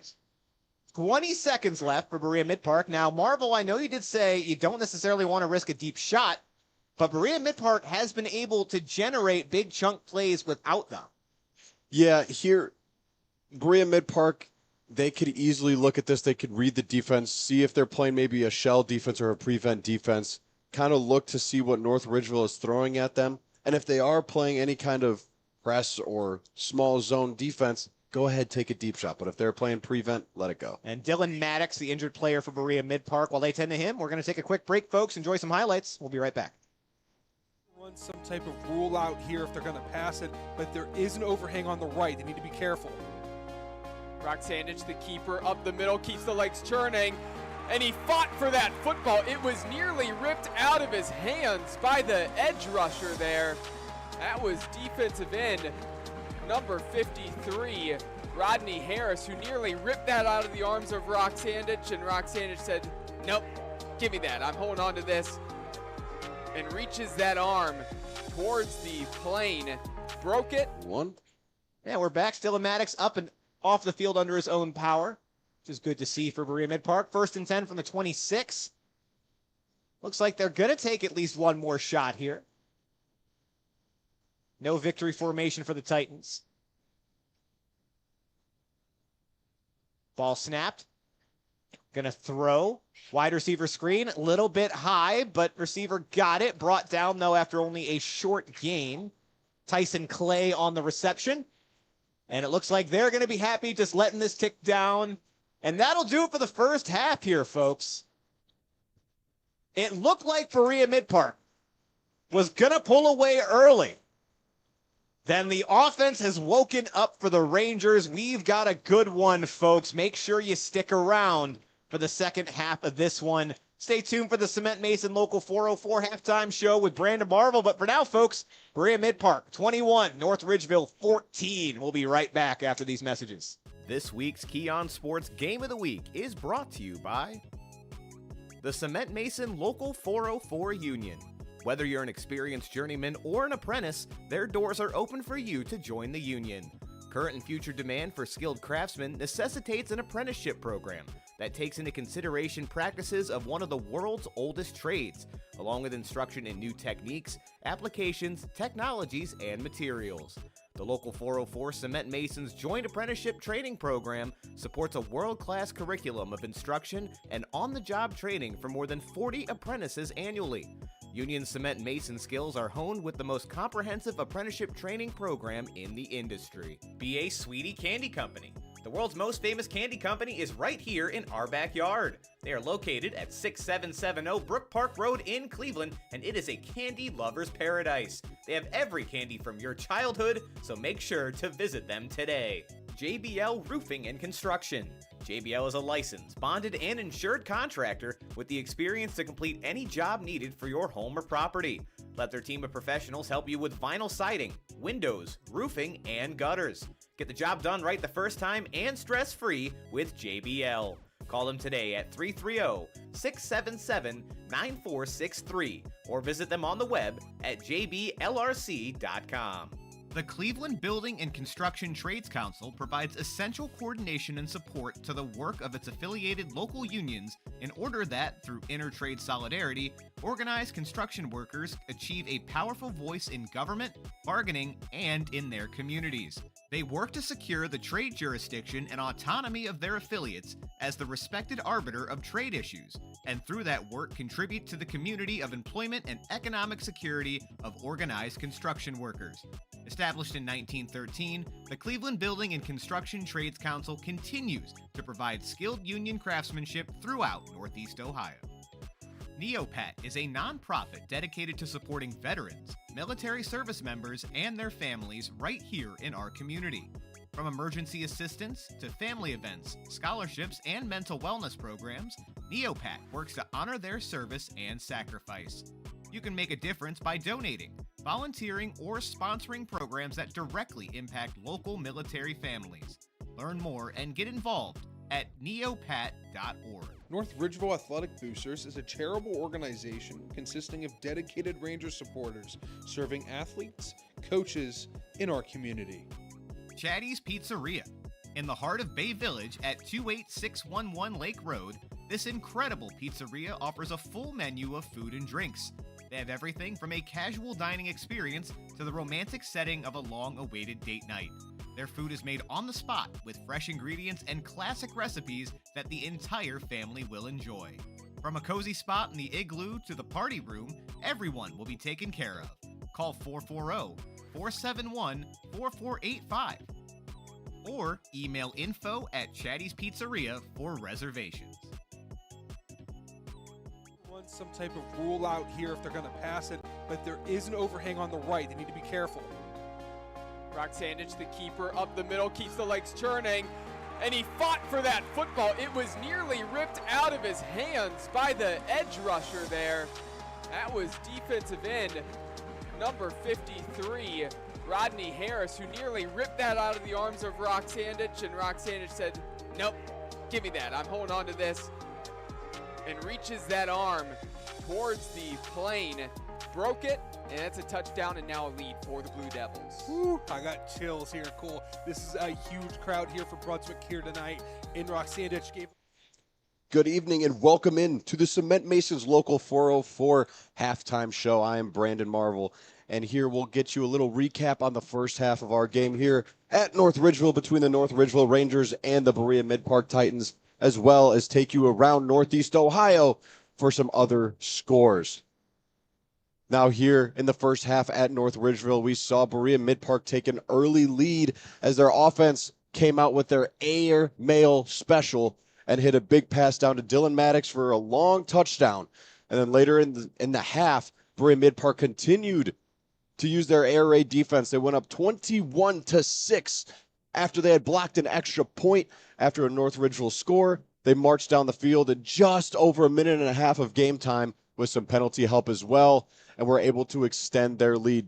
But to finish off the first half, North Ridgeville with a methodical drive to put just under 25 seconds left on the clock as they ended up hitting the end zone as Cole Miller, quarterback 6'5" for North Ridgeville, found the end zone for the second time today, and they converted on a 2-point conversion to now where we stand a 21-14 advantage for the Berea-Midpark Titans, and Berea-Midpark will be receiving the second half kickoff. Now to go around Northeast Ohio for some scores, we have Ravenna beating Akron Springfield 26-0 in the second quarter. Benedictine doing the same to Luther and East in the second quarter. Benedictine up 21-0. We see Brecksville Broadview Heights shutting out Stowe Monroe Falls 14-0 in the second quarter. And Buckeye putting a beat down on Westlake 52-9 in the third quarter. Orville at Canal Fulton Northwest tied at 14 in the third quarter. And we have a couple early finals to get to as well. Garfield Heights final victory over Bedford 46-0. John Adams victory over JFK 41-0. And John Marshall a victory over Collinwood 58-0. And we have some close scores as well throughout the games. Tonight we have Strongsville at Mentor. Mentor with the 3-point lead in the second quarter, 24-21. Elsewhere across Northeast Ohio, we have Avon Lake at Olmsted Falls. Avon Lake with a slim 14-10 advantage there in the third quarter, as well as Mogador, 21-7 advantage over Pymatuning Valley in the third quarter. We have Champion and Southeast tied at 14, and we have the Holy War of St. Edwards versus St. Ignatius in the second quarter with St. Ed's advantage 31-17. We have another early final today as University School defeated John Hay 36-7.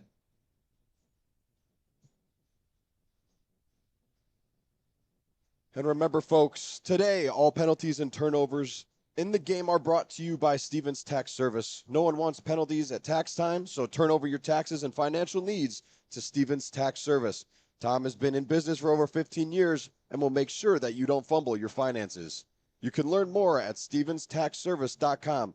That's Stevens, STEPHENS, taxservice.com, or give them a call at 440-331-8989 to get help with all your tax and notarization needs. And now as halftime continues, we will see you back for the second half kickoff. This week's Keon Sports Game of the Week is brought to you by Rookie's Sports Bar and Grill, your one stop for all things food and fun, with a variety of cold drinks as well. They have fun and games, great people, great laughs, and great times. They feature the largest selection of dartboards and pool tables you'll find on the west side. From warm food to cold beer, they have you covered from start to finish. Check them out today at 6913 West 130th Street in Parma Heights. They are right in the heart of town. You'll walk away satisfied at Rookies as they hit a home run every time. Jenny's Popcorn. You can find their flavors anywhere popcorn is sold, including Giant Eagle and Mark's. Visit them online at jennyspopcorn.com or in person at 38727 Taylor Parkway in North Ridgeville, Ohio. They have everything from butter, cheese, caramel, and everything in between at this popcorn paradise. Spins Bowl. Spins Bowl has 36 lanes and a large redemption arcade with a full bar and restaurant. It is truly a good time for the whole family as it has something for everyone, young and old. Swing by their website for more info at spinsbowl.com. Sergeant Clean Car Wash delivers the highest quality car wash and superior customer service in Northeast Ohio in the shortest amount of time possible. Their mission is to provide the highest quality car wash and superior customer service while serving as positive role models in their communities. You will not find a better car wash than Sergeant Clean. The Robert Gates Legacy Foundation. This foundation aims to raise money to provide relief to organ transplant recipients. The cost of rejection medications are thousands of dollars per month, and they are needed to keep organ recipients alive. They also provide scholarships in Robert Gates' name and provide financial relief to living donors as they take time off of work for testing, workups, and surgeries, all to save someone's life by giving the gift of life. Lally's Handyman Service. From deck and fence building to indoor and outdoor remodeling, Lally's Handyman Service has you covered. Matt and his crew have been out to my home numerous times for a multitude of services and have hit a home run every time. Repair, replace, and remodel with Lally's Handyman Service. Give them a call at 216-789-2047. MDG Flooring. If you're in need of quality flooring for your home or office, look no further than MDG Flooring America in Medina. There is nothing that Steve and his talented staff cannot handle. Call them today at 330-725-5252 or stop in and visit them in person at 3812 Pearl Road in Medina. Pulp in North Olmsted and North Ridgeville. Tasty, healthy, and made fresh every single time. Pulp was created to be a better juice and smoothie bar. They've created smoothies, bowls, and juices to be the best tasting things you've ever tried. They focus on being truly healthy with their products and never compromise on quality. Their quick and friendly staff is passionate about making your visit to Pulp a great part of your day. Let Katie Grasso take the hassle out of planning your next dream vacation. With CJ Vacations, they get you to the destination you want to be at with the price you can afford. West Side Fleet. The West Side Fleet will be back in North Olmsted this summer at a brand new location in the south parking lot of the Great Northern Mall. Vendors and food trucks will be set up in the parking lot area. They'll have music, kids' games, and more in the grassy area. As always, it is rain or shine, and this is an outdoor event. Dates to visit are as follows: August 30th from 10 a.m. to 4 p.m. and September 27th from 10 a.m. to 4 p.m. North Olmsted Sportsman's Club. They offer a little bit of everything that the true outdoor sportsman would enjoy. At NOSC, memberships are open to everyone from novice to master. For those just starting, the Ohio Department of Natural Resources sponsors several adult and junior programs open to the public at NOSC. Everything is provided free of charge, including equipment, ammo, and targets. Also, don't forget Ladies' Night. Find out more about one of North Olmsted's oldest and most prestigious clubs at nosc-online.com. Nancy's Main Street Diner. They only prepare your meals with the freshest ingredients. The dishes are made to order as they never use heat lamps and they take no shortcuts whatsoever. They're located at 426 Main Street in Grafton, Ohio. Nancy's Main Street Diner is your choice for all 3 daily meals. Tech Corp LLC. Through a relentless commitment to quality and service, Tech Corp LLC has developed a reputation for delivering work that exceeds expectations. They have the knowledge and experience to handle projects of any size and scope. Tech Corp LLC specializes in commercial and industrial roofing and offers assessment management programs, inspections, infrared scanning, restoration, project management, and consulting. You can reach them today by phone at 888-588-5524. Scalpers Bar and Grill. Scalpers Bar and Grill does it like no one else around. Unlike other places that close as early as 9 p.m., at Scalpers they stay open till 2 a.m. all 7 days of the week. They have the best food you'll ever put in your mouth, as they're serving up everything from subs, burgers, wings, and apps to Philly cheesesteaks, ice-cold beer, and everything you would want to eat. Do the best thing possible and make a personal trip there at 5718 Mayfield Road in Lyndhurst. Some type of rule out here if they're going to pass it, but there is an overhang on the right. They need to be careful. Brock Sandich, the keeper, up the middle, keeps the legs churning, and he fought for that football. It was nearly ripped out of his hands by the edge rusher there. That was defensive end number 53, Rodney Harris, who nearly ripped that out of the arms of Brock Sandich, and Brock Sandich said, nope, give me that. I'm holding on to this. And reaches that arm towards the plane, broke it, and that's a touchdown and now a lead for the Blue Devils. Woo, I got chills here, Cole. This is a huge crowd here for Brunswick here tonight. Rock Sandich gave them something to cheer for. Going in, a lot of people doubted Brunswick. It's an early lead. They have to stay consistent. Anytime this Cleveland Heights team has their talented players, their smart players on the field, they have a chance to win the game. They need to be a little bit more. The adrenaline stops you. They need to get back up to that pace here. First and goal from the 10-yard line. Davis bouncing it to the outside, and he's going to walk into the end zone untouched, and just like that. 4 plays, 4 runs, all carries for Marquise Davis, a guy who ran for 333 yards last week and 4 touchdowns. Did not have a big first half. It was quiet, and he shows up on the first drive right when the Tigers need him, 10-6. You know, he gets that edge. There's no one that can catch him. There needs to be someone right in front of him if they want any hopes of stopping Marquise Davis. He has that. If you're Cleveland Heights, you can use Brunswick's game against them. Still 8 minutes to go, but continue to run the ball, run the clock, and you have an opportunity for a fresh set of downs before making it into the end zone. Davis slipping through a couple tacklers, keeps the legs churning. Nobody could bring him down. was touched back around the 8-yard line and just kept dragging defenders. And that's why he's the type of running back prospect we've been. Happened to the green wave on the other end. Here an option. This one going to be a pitch to the outside. Got a block and going to step into the end zone right around the corner. Nice blocking there by the wide receiver, setting that edge and giving some room for number 30, Andre Jenkins, the sophomore, to make his way into the end zone untouched.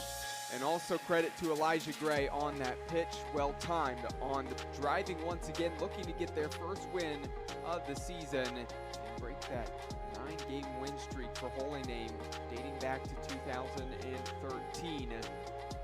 But right now, Holy Name, they need to get a stop here. I know it's early in this game, but things are trending the way of Normandy. And a lot of it's because of Elijah Gray, the quarterback, trying to make a man miss an open field. He does.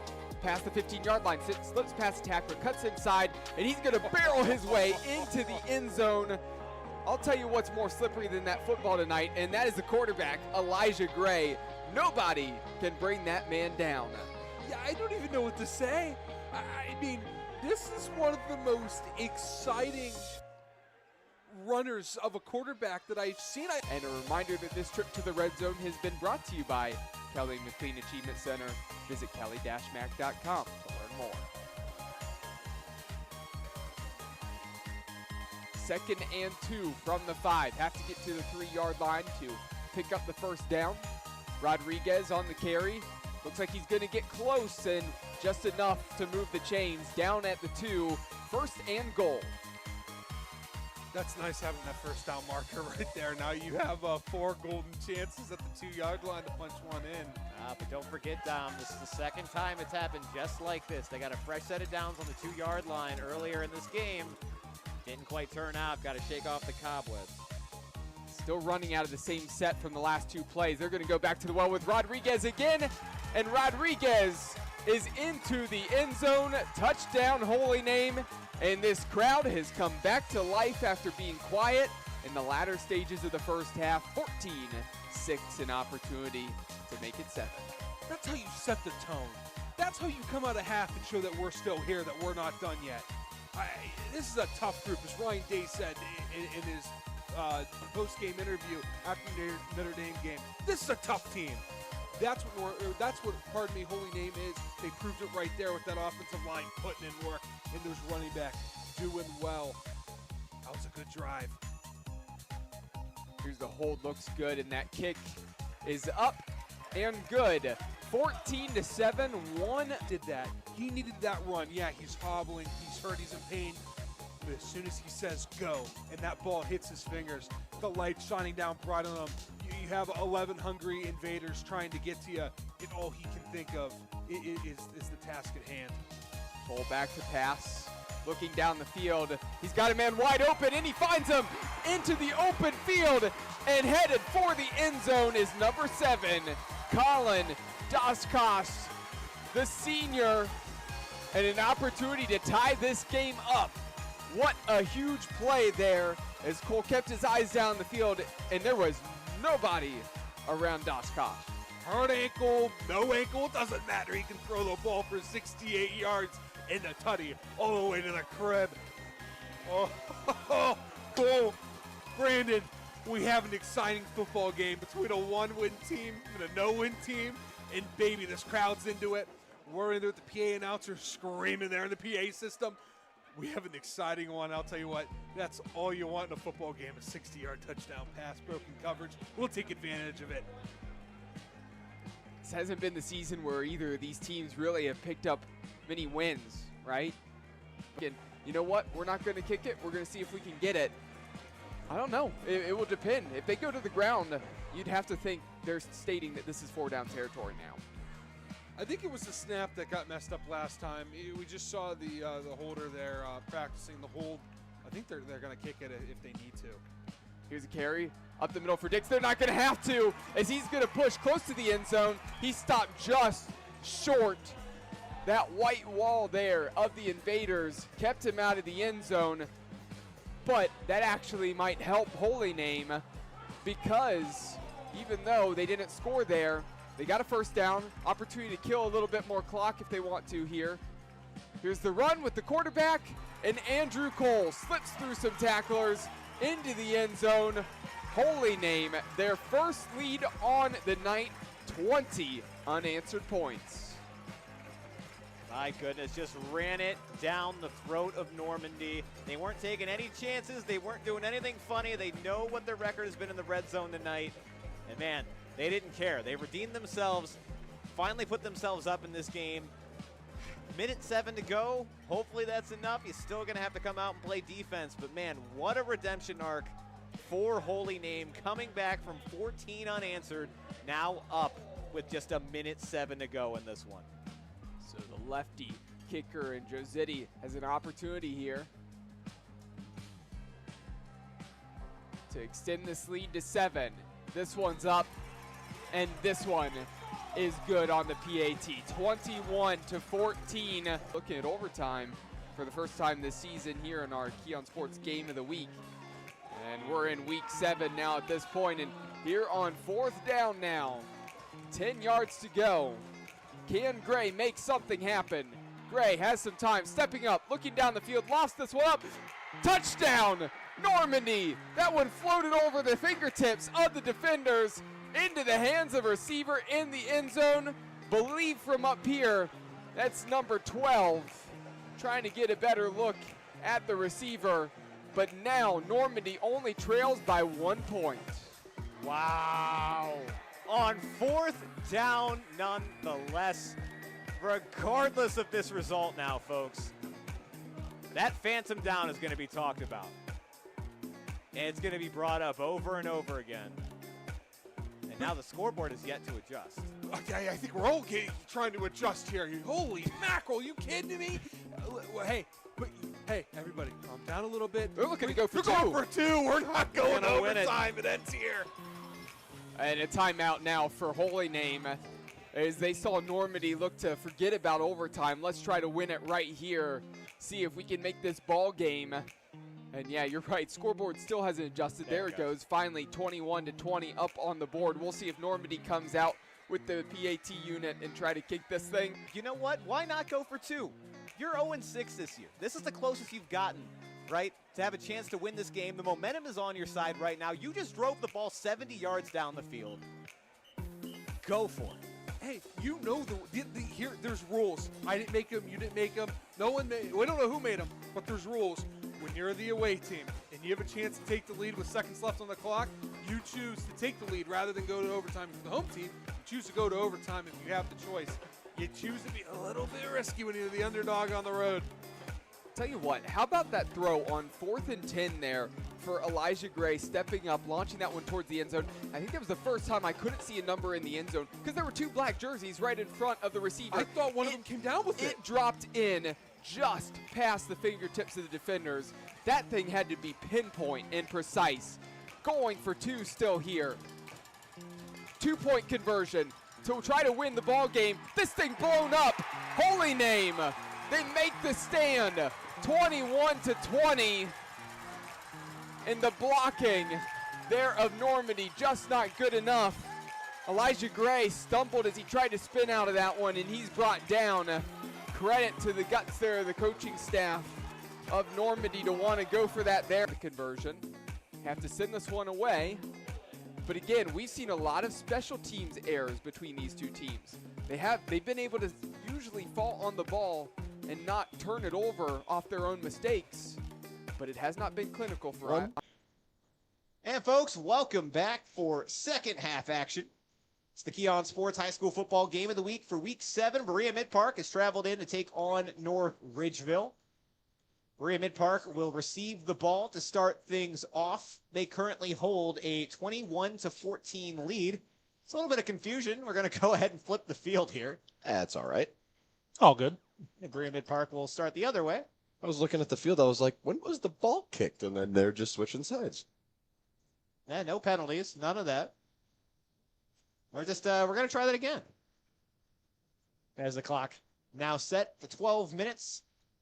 Again, looked like Berea-Midpark was going to pull away early in this one, but North Ridgeville, 2 great offensive drives to end the half. 21-14. Tight game here in North Ridgeville. And the kick is up. Wow. Very short. North Ridgeville thinks they got it. They did. That's the Pat McAfee kick it to myself onside kick. What execution by North Ridgeville. They ran up to the ball like it was going to be a regular kickoff, and the kicker just pooched it right to himself, went 10 yards, and jumped right on it. And now North Ridgeville is going to start with the ball and a chance to tie the game. All right. So Cannot believe that. everyone's going to say, what can the defense do to stop Berea-Midpark's offense? Well, here's the answer. Don't give it to them in the first place. Now, guys, this is going to be very interesting. We talked about earlier in the game the kind of the double-edged sword that Berea-Midpark has with that potent offense and that defense that might be getting a little tired. Let's see what happens now. 1st and 10. Starting off in Titan territory. It'll be a handoff running back. It's back to the line of scrimmage, but not much more there to work with. That play made me way too excited. That is just not something you see. And when people try it, it's not executed very well, often at all. And to see a high school team pull that off and execute it to perfection is a beautiful thing to see. Right out of the half as well. 2nd and 10 now from the 48s. Quarterback Cole Miller. Pistol formation. Takes it. He's going to look to throw. Now takes off, facing some pressure. Evades the tackle, rolls out, now going to keep it, run, pushes forward, bowls over a tackler, picks up about 7 on that play. Cole Miller again making plays with his legs. Ironically, going back to that recovered kick by North Ridgeville, it's interesting because it seems like the Titans had been trying to do something similar, kind of catch them off guard and get the ball back. Rangers came out second half, pulled it off, and they're ready to go, and it looks like the momentum's still going. Watch this. Call it 3rd and 4 now for the Rangers.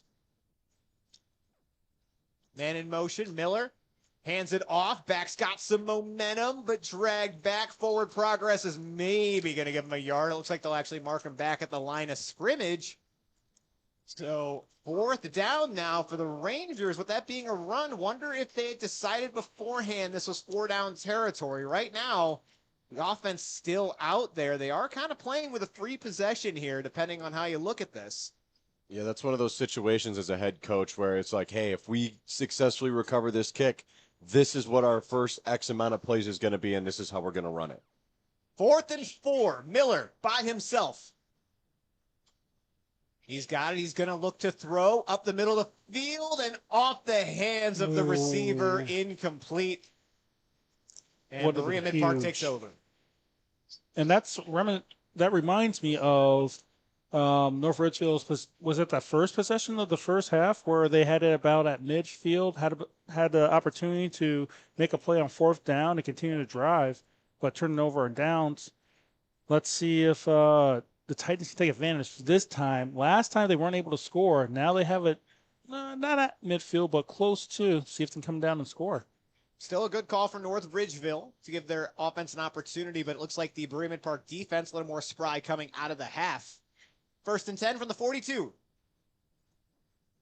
3 receivers bunched up on the right side. It's going to get thrown over that direction, nearly out of the reach of Reese, and he's brought down just at the line of scrimmage. Good job being ready for that one by the Ranger defense. Yeah, nice tackle there by Frank Brady. Was right there waiting for the receiver as soon as he caught the ball. And the Rangers, they're coming out to play on defense. And as we've seen, Nick Reese, not an easy player to bring down, gave Avon fits last week. 2nd down and 10. So tick under 10 minutes left in the 3rd quarter. You know, something to take into consideration, this Titans offense has been off the field for quite a long time. Papashak ready. Handoff. Back, looking to work up the weak side. Plows forward. And a gain of 8 yards.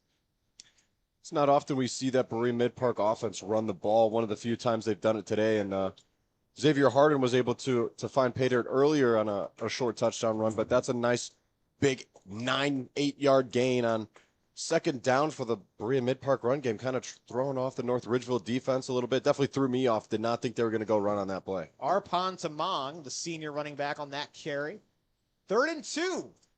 And it's going to go right back to the back. Has the first down and more. Explosive run right up the middle of the field. New set of downs now for the Titans. You know, like Marvel said, that last play caught him off guard with the run. I think it's catching the Rangers off guard, too. They're anticipating all these passes, and last 2 plays, both runs. Nice pickups. 1st and 10 from the 40 now. Receivers in a straight line on both sides of the field, right behind one another.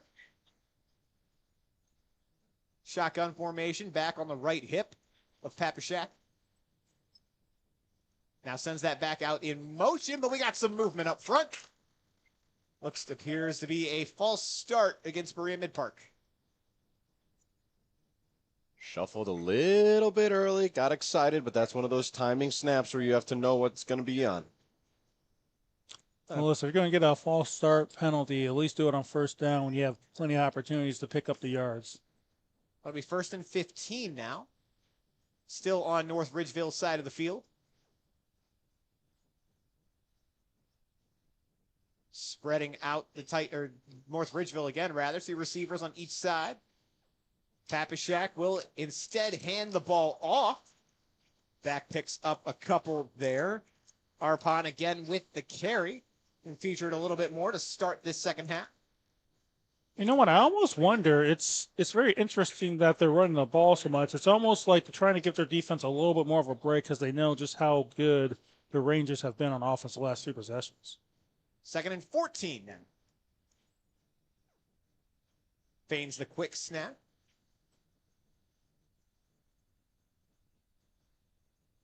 Play call in now. Calls out to his line. Papashak's back now. Snaps, handoff again.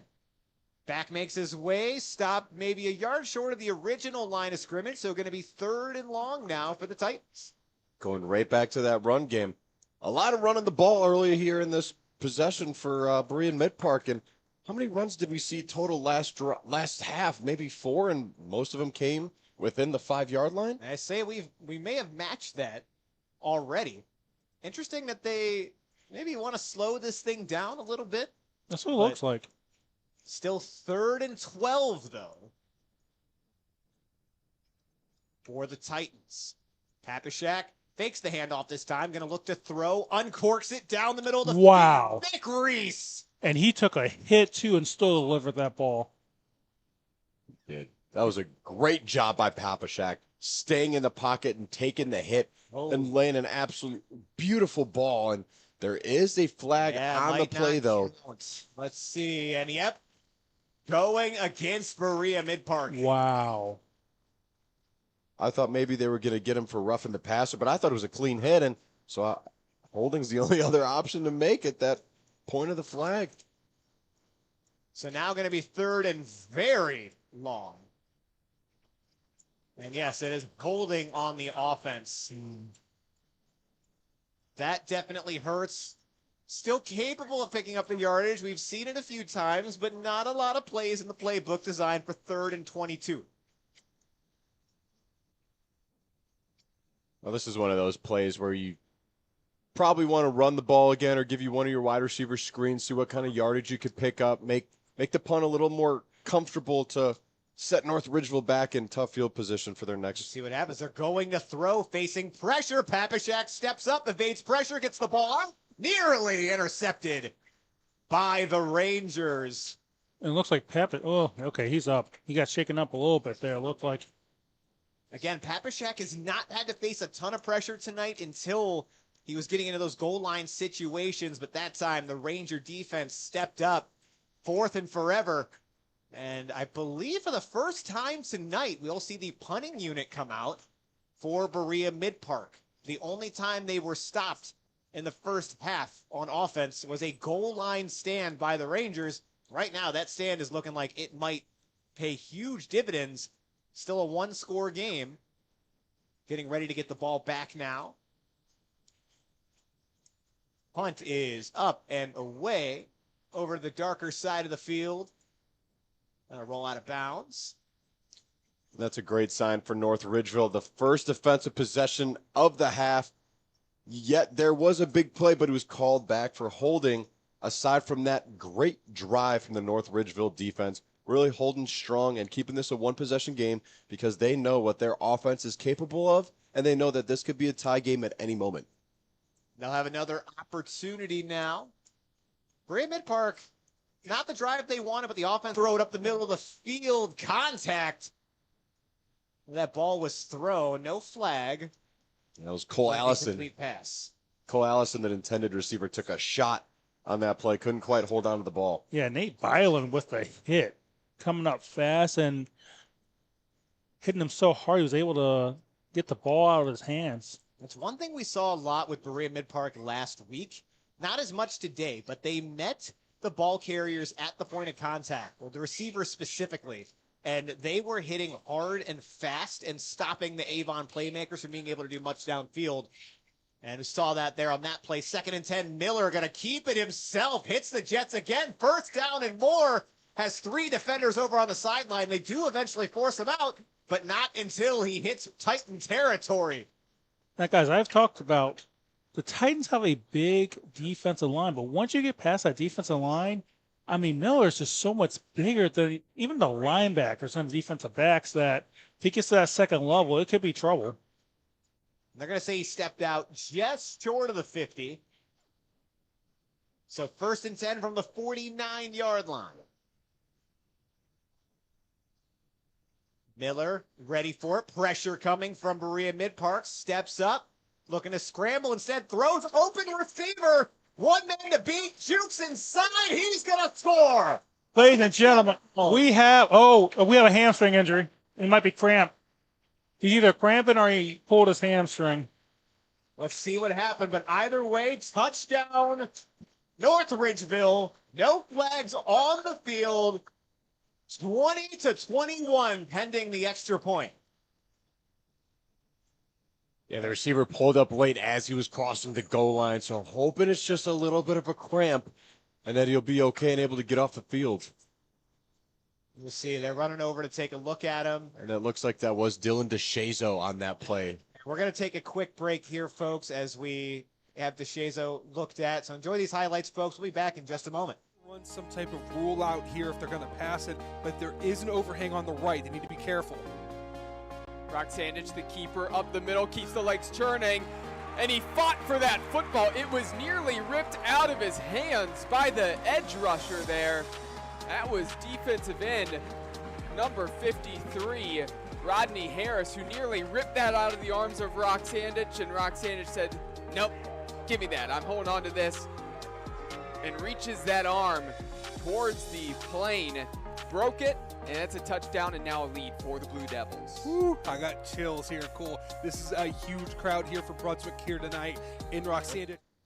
All right, folks, DeShazo up off the field, quite literally hoisted in the air by his teammates celebrating that touchdown. So we'll try to get an update on him as things go along. But if nothing else, in great spirits as that kick is up. It is good. And we've got a tie ball game, folks. North Ridgeville 21, Berea-Midpark 21. And this is the type of game you like to see on a Friday night. Beautiful night here in North Ridgeville. You know, we thought initially that it could get out of hand. The Titans came out fast. But like I said, about 5 minutes left in the second quarter. This has been a completely different game, and the Rangers have completely taken over. And what's interesting, and not to try to belabor it too much because there was a couple penalties that led into the decision-making as well, but Berea-Midpark, I get that you want to run the ball, you want to kind of control the tempo a little bit more now, but that's not what your bread and butter was at the beginning of the half, and frankly, it hasn't really been what you do well all year. So to come out as flat as you were after losing a possession on the onside kick, and then to not really be able to move the ball downfield much, had the one big pass taken back by a penalty, you can't switch to that mindset now. You got to go back to what was working for you. You want to give your defense some rest, I get it, but it's not going to matter if you're not putting the points back up on the board. And we've got plenty of football left. The game's tied now. Interested to see how they decide to come out in this drive. Yeah, and Cole Miller, he is cooking now, and we've yet to see Fletcher, who really gave him a nice boost, some nice energy off the bench when he came in. So once he comes back in, we could really see this game turn. Yeah, it's been Luke Bartell and Matthew Flesher filling in at running back tonight for the Rangers. As that kick is short. They tried it again. They got it again. Wow. You gotta be kidding me. I've never seen that at a high school football game. Finley Keller. We have 2 awards to give away at the end of the game, right? And one of them is a defensive player of the game. But special teams is very much a part of that defense. At this point, I'm going to give Finley Keller both. That is incredible. 2 offside recoveries in the second half. Guys, the last 11 minutes of gameplay, 15 points for North Ridgeville, 0 for the Titans, and 2 recoveries on kickoffs. Unbelievable. 2 things real quick. Last trip to the red zone, a quick one, but brought to you by the Kelly McLean Achievement Center. Second, again, if you're watching on Facebook or YouTube or NFHS or wherever, we've got plenty of candidates for both the Mickeys and Cement Masons players of the game. Let us know in the comments. We have a lot to sift through, and we still don't have this game decided yet. 1st and 10 now from midfield. So quarterback's going to take off there. Good for the first down and a few more. Another explosive run from Cole Miller. I mean, at this point, all the momentum is on the Rangers' side. They have it at the 36-yard line. At this point, you have to be asking yourself, if you're a Titans player, like, what can we do to stop Miller? That's going to be the question. Cole Miller has put the team on his back. Running backs really started to help out. Beginning of the first half, or end of the first half, rather.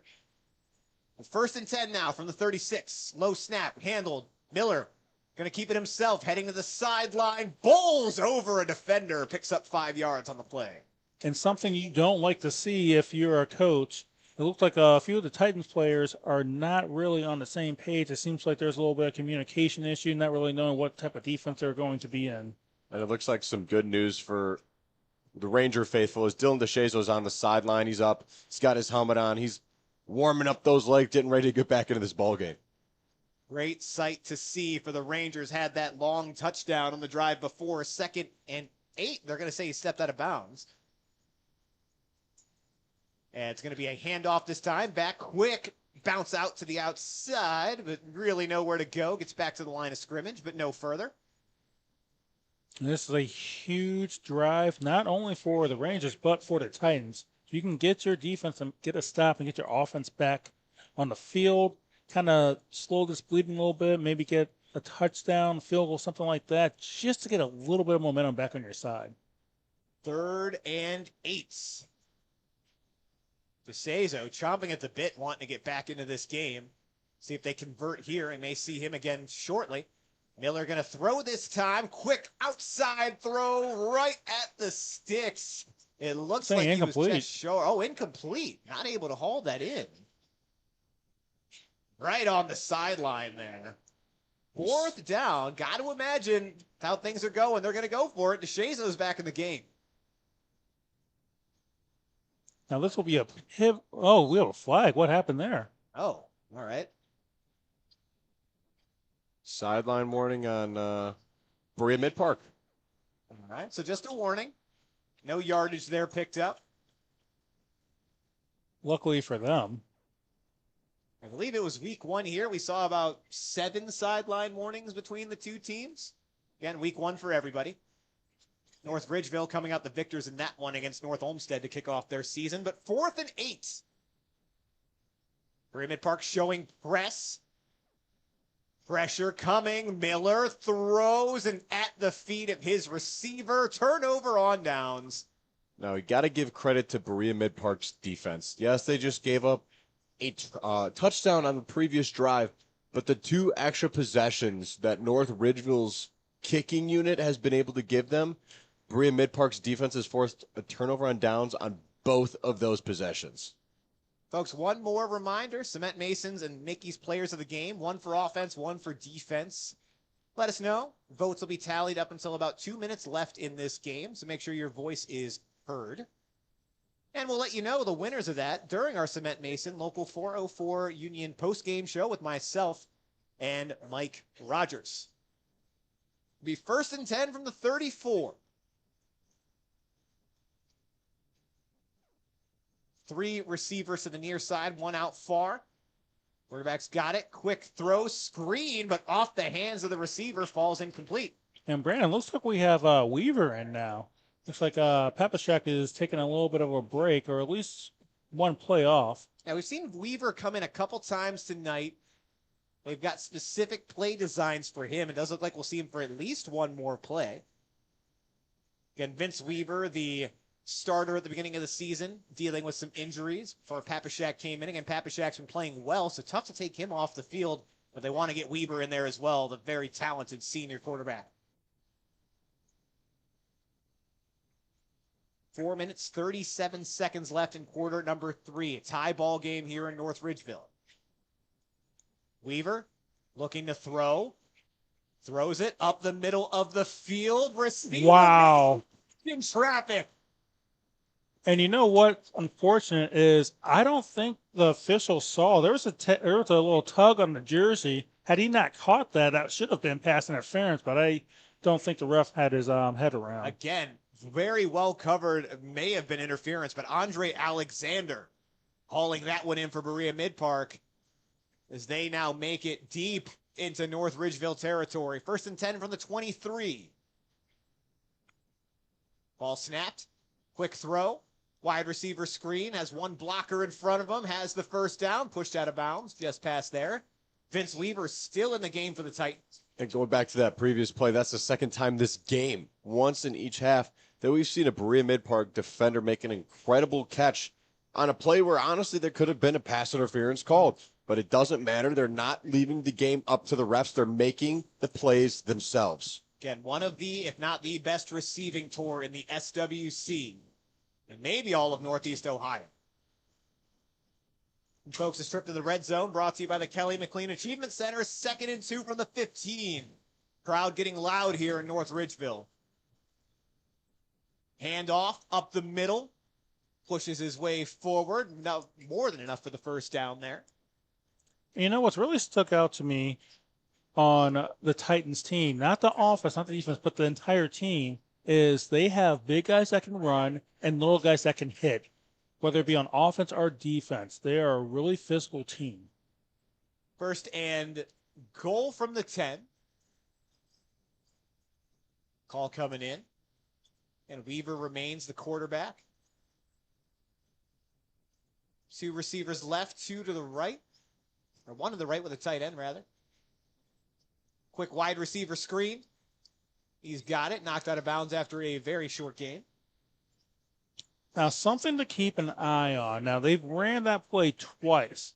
Now, I wonder if they're trying to set something up to where you think they're going to do it again, and then you find someone wide open in the middle. And they did have that earlier this game, and that like broken coverage, missed assignment, whatever it was, where they hit a bomb of a touchdown over to that near side of the field after feigning that wide receiver screen. So, again, much deeper territory this time. Interested to see what they do. 2nd goal from the 6.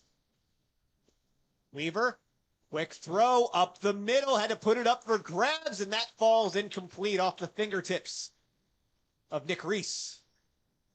Yeah, I think he wanted to get the ball to him a little sooner, but he just couldn't. Whether there was someone in his way, it looks like he got that ball thrown a little late. This is kind of just a side note, but this North Ridgeville secondary and the linebacker unit, since the end of that first half, they've been getting closer and closer and closer to picking off a pass. So to me, it just feels like something, whether it's this drive or the next drive, that a very big defensive play by North Ridgeville could happen. We'll see now. Timeout for Berea-Midpark as they want to talk this over. Crucial 3rd down. Needs 6 yards for the touchdown. We did see North Ridgeville with a massive goal line stand earlier in this game. Rangers defense has stepped up big when they needed to. Again, especially against such an explosive offense like the Titans have. You guys, you got to think, if this game continues to be close, you got to think that the Rangers may have the advantage. They have the more physical quarterback, able to take on those quarterback draws and lay down the wood if he needs to. And with the defense, being on the field as much as they have, fatigue can kick in as we get later in this game. Well, we've seen North Ridgeville start to do more of what their game plan was, which was set the tone, set the tempo, keep your offense out there, wear down this Berea-Midpark defense. We saw it a lot towards the end of the second half. Wouldn't be surprised if you see it more here. And also on defense, they have limited the big play here so far in quarter number 2. Vince Weaver back in, 3rd and 6. We have a timeout. And a timeout for North Ridgeville. The chess match continues.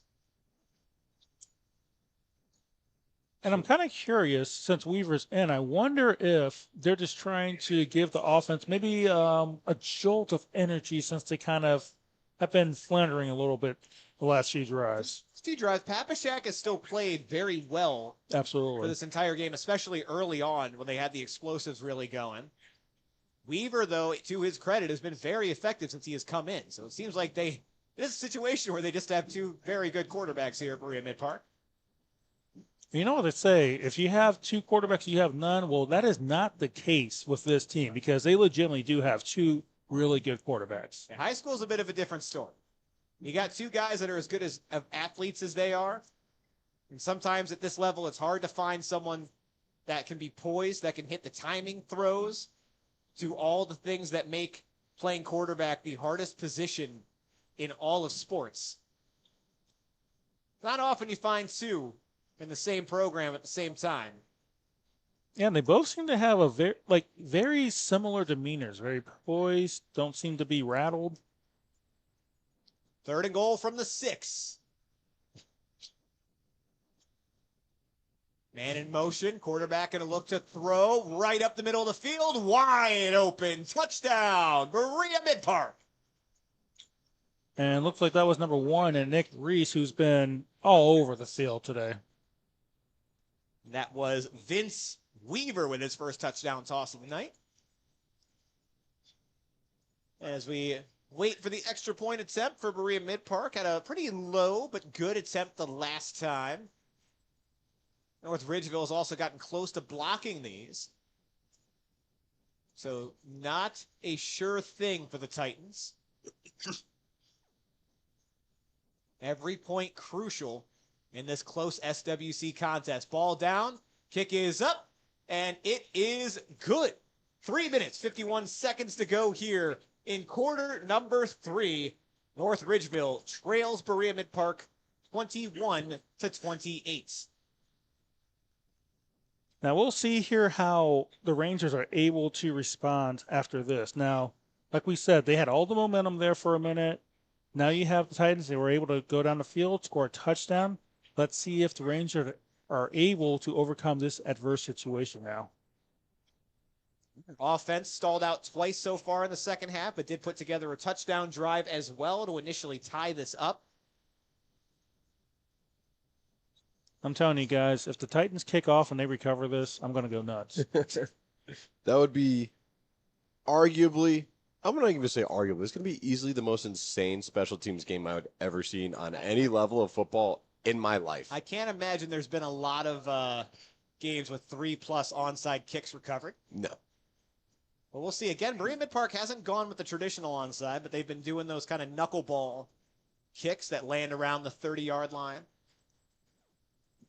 North Ridgeville's return team a little closer to that 10-yard marker on midfield there, so they're ready for anything. And in North Ridgeville's credit, they've done a very good job fielding those tonight. No explosive returns, but they've kept everybody safe.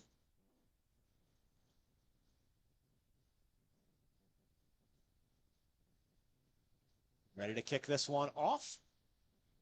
And same thing, they punch it, going to land around the 25, but fielded.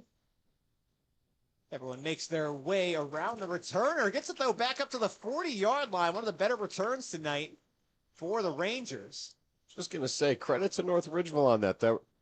Looking at that ball spin in the air, that's a very tight spin, and it's spinning very fast. So just a little bit of a bobble or a mishandle, and that ball could be bouncing or landing anywhere, and you don't know. So you really got to catch that ball and make sure you control it before you really start to move. And he ended up picking up about 15 yards on the return. That was sophomore Sam Kaufman.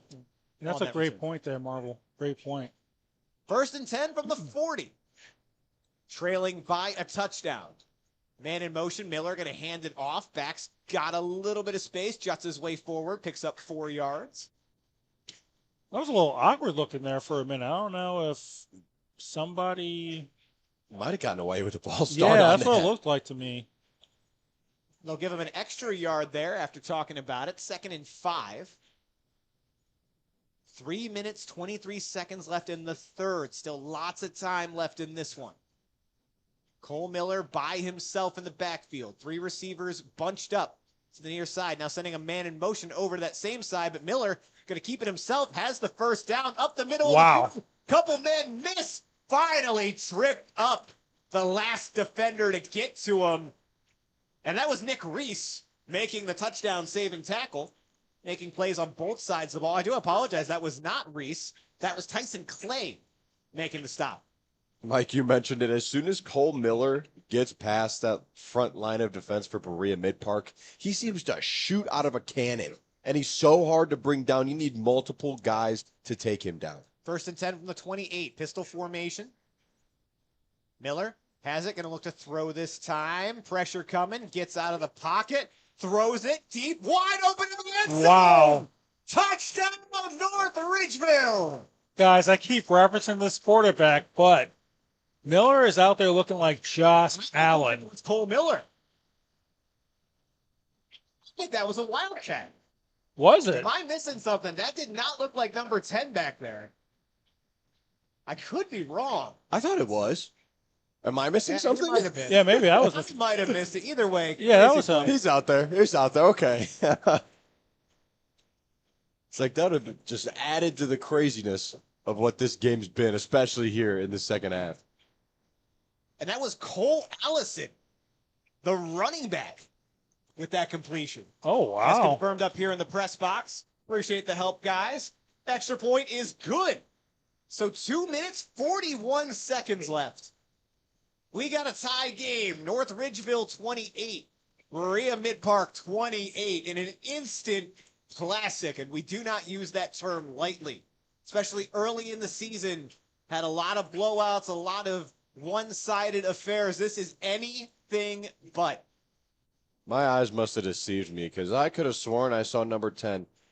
But that play just adds to how crazy this second half has been and the amount of tricks that North Ridgeville has pulled out of their bag to find a receiver wide open on a wildcat type of play with Cole Allison, your running back, taking care of the football in the backfield, cleaning the pocket, running out wide, getting his space back, and finding a wide open receiver. That's a fantastic play and great execution. And folks, that trip to the red zone brought to you by the Kelly McLean Achievement Center. I'm going to keep saying it, folks. Cement Masons and Mickey's players of the game. One on offense, one on defense. Please help us out.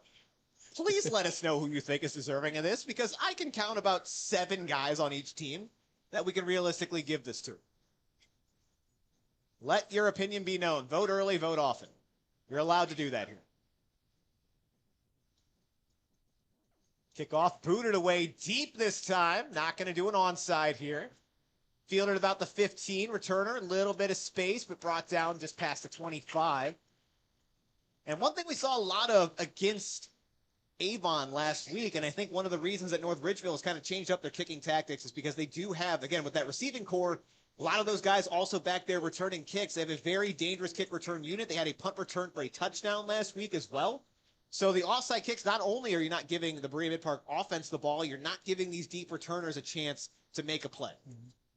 And probably someone that needs a little bit more of a shout out is if the if the Rangers go on to win this game, you got to look at their kicker and those 2 recovered kickoffs.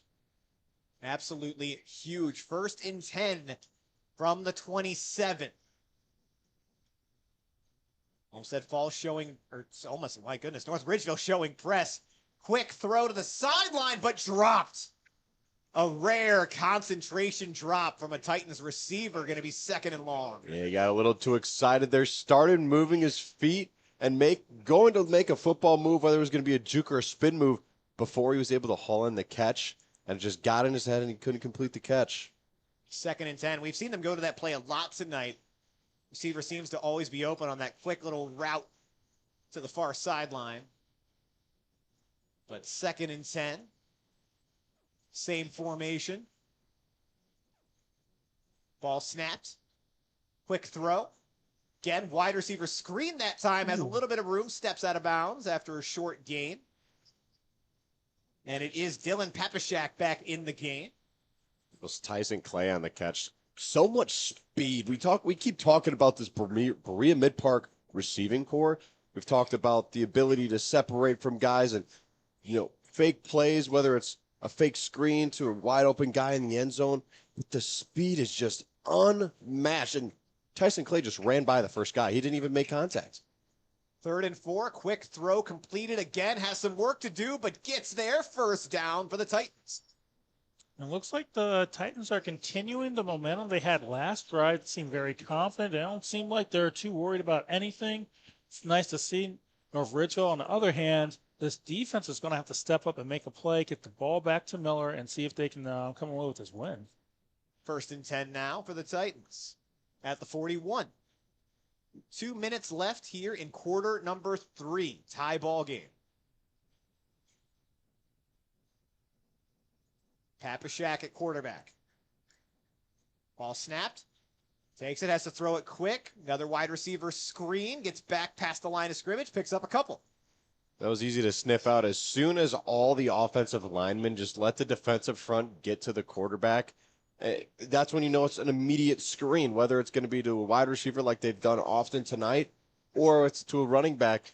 And again, like I said, that in that case, again, it's to a wide receiver. 2nd and 6 for the Titans offense.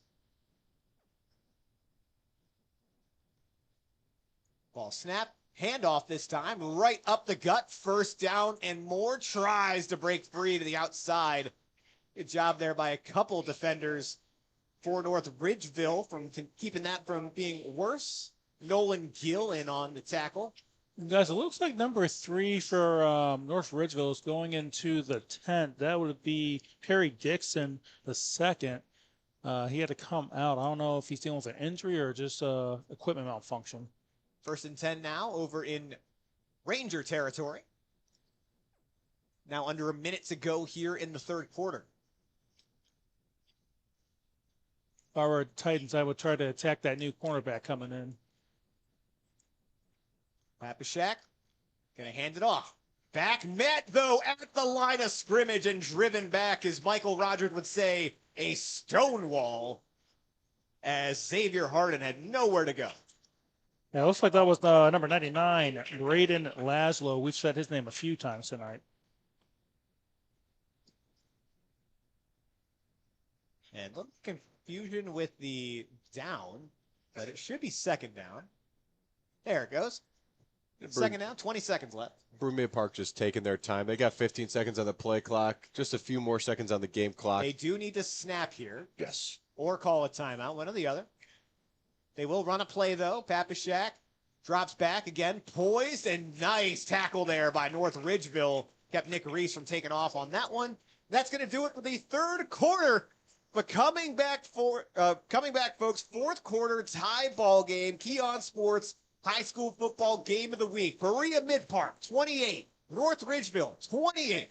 We'll be right back.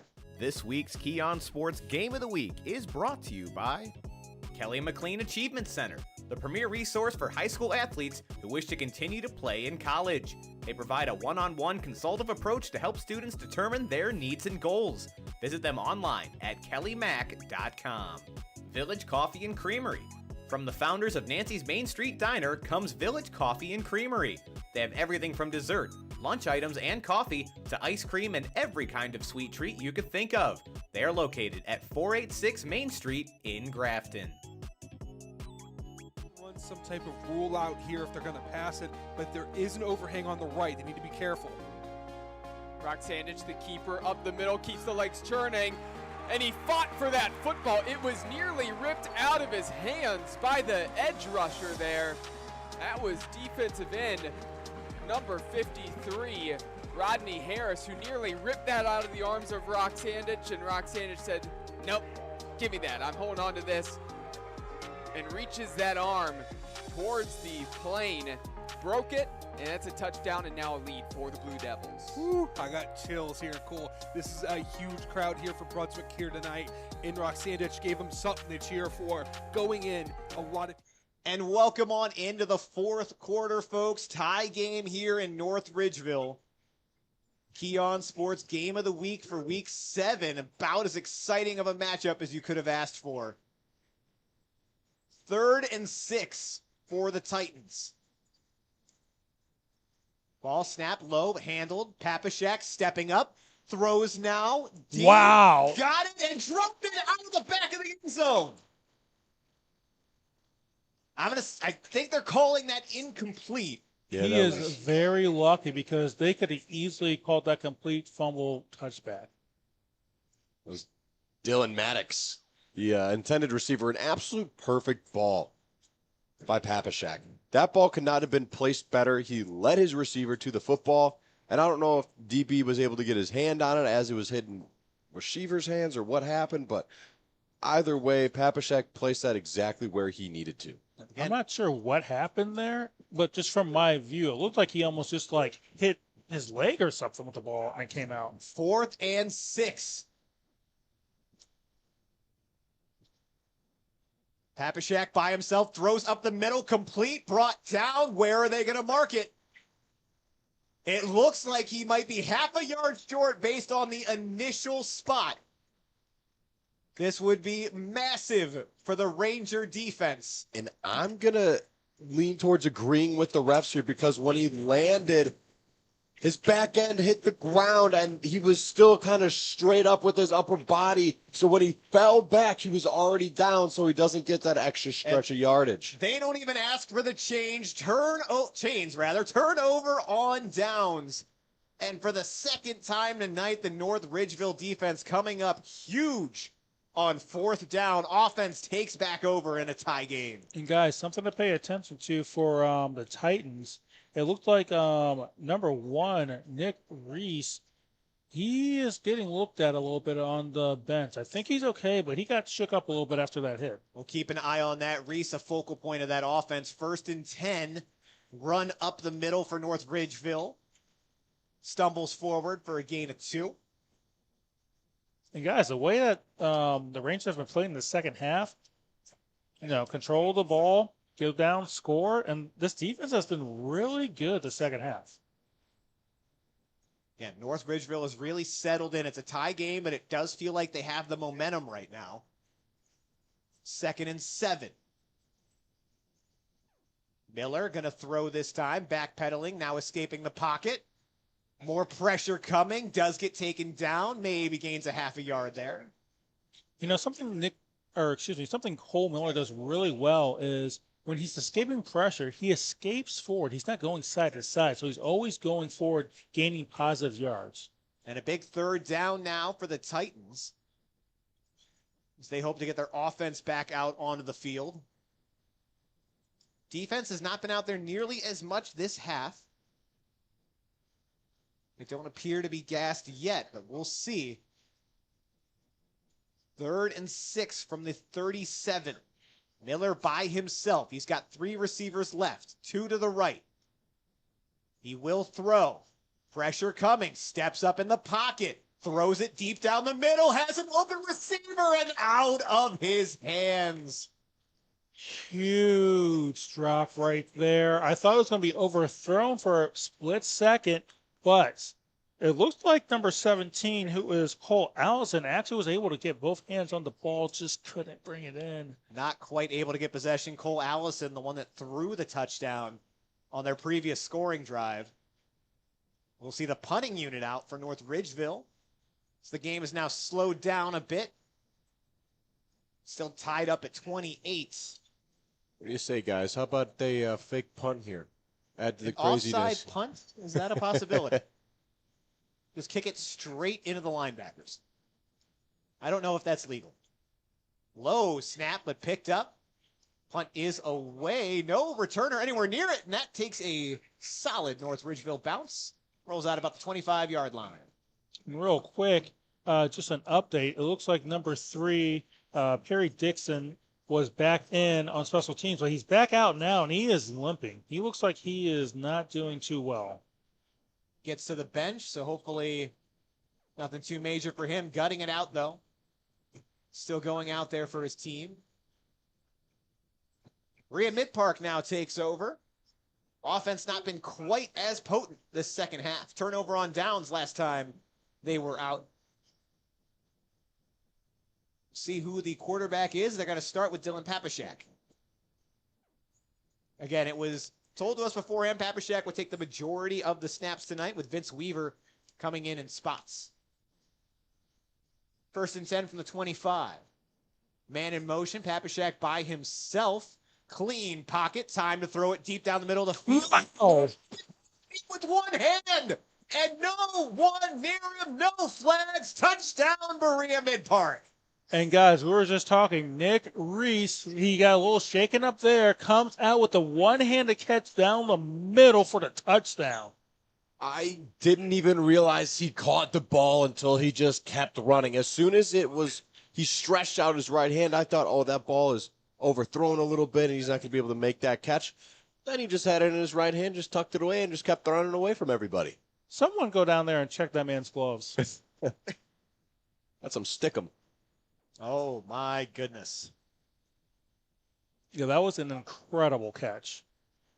And again, the big play capability back on display here for Berea-Midpark. So we await the extra point. And this trip to the red zone was brought to you by the Kelly McLean Achievement Center. We were there for about half a second, courtesy of Nick Reese. Ball down. Kick is low, but up, and it is good. 10 minutes left here in the fourth quarter. A back-and-forth affair. Berea-Midpark holds a one-score lead, 35-28 over the North Ridgeville Rangers. And I don't know about you guys, but me personally, this has to be one of the best games I've ever seen in person. High school. This is just incredible. Certainly the best that we've had this year. Couple good ones for sure. No disrespect to anyone, but back and forth. Defense and offense on both sides for each team coming up big at points. Special teams for North Ridgeville has been huge. 2 onside kick recoveries in a row. And listen, this game is nowhere near over. Yes, Berea-Midpark probably just took back a lot of momentum there with that one-shot scoring drive. But if North Ridgeville can just stick to who they are, control the offense, get Cole Miller out on the ground a little bit, keep using that quick passing game as well, and if their defense, aside from this past drive, can play the way they've been playing this whole second half, containing that deep pass game, this could still be North Ridgeville's game to win. And we'll see. This is about when things started to turn in the first quarter. Again, that defense did not get much of a break. Berea-Midpark scoring quickly there.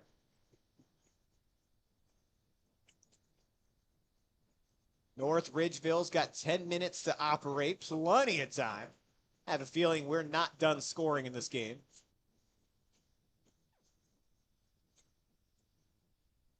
Kick is up and away, deep this time, caught at the 15. Turner makes his way, shoved out of bounds just past the 20-yard line. That's where Cole Miller and company will begin their operation. Down 1 score to Berea-Midpark. You know, I'm surprised we haven't seen Fletcher with the ball a little bit more with the, with the success that he had in the first half. He really got them going. I would like to see him get a few carries this drive, see if he can inject a little bit of energy back into this team. And it does look like Luke Bartell in initially at running back.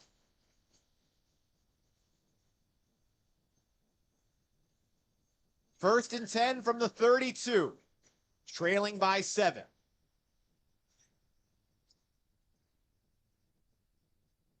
Miller calls for it, going to throw. Now steps up, he's going to run. Good blocking in front of him. Knocked out of bounds after a gain of, we'll call it 7. Looked like number 56 may have gotten away with a little bit of a grab to stop that defensive lineman from catching up with Miller. We do have a player down for Berea-Midpark. We are going to step away briefly while they tend to him. Enjoy some highlights. Run some type of rule out here if they're going to pass it, but there is an overhang on the right. They need to be careful. Brock Sandich, the keeper, up the middle, keeps the legs churning, and he fought for that football. It was nearly ripped out of his hands by the edge rusher there. That was defensive end number 53, Rodney Harris, who nearly ripped that out of the arms of Brock Sandich, and Brock Sandich said, nope, give me that. I'm holding on to this, and reaches that arm towards the plane, broke it, and that's a touchdown and now a lead for the Blue Devils. Woo, I got chills here. Cool. This is a huge crowd here for Brunswick here tonight. And Roxandich gave them something to cheer for. Going in, a lot of people doubted Brunswick. It's an early lead. They have to stay consistent. Anytime this Cleveland Heights team has their talented players, their smart players on the field, they have a chance to win the game. They need to be a little bit more. The adrenaline stops you. They need to get back up to that pace here. First and goal from the 10-yard line. Davis bouncing it to the outside, and he's going to walk into the end zone untouched, and just like that. 4 plays, 4 runs, all carries for Marquise Davis, a guy who ran for 333 yards last week and 4 touchdowns. Did not have a big first half. It was quiet, and he shows up on the first drive right when the Tigers need him, 10-6.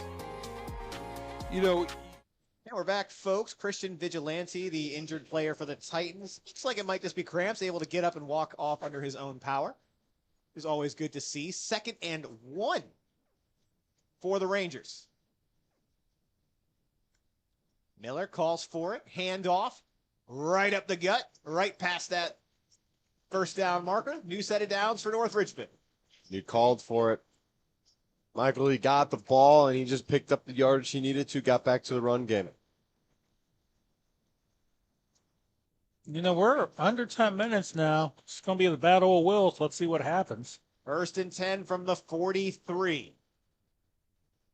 3 receivers left, 2 to the right.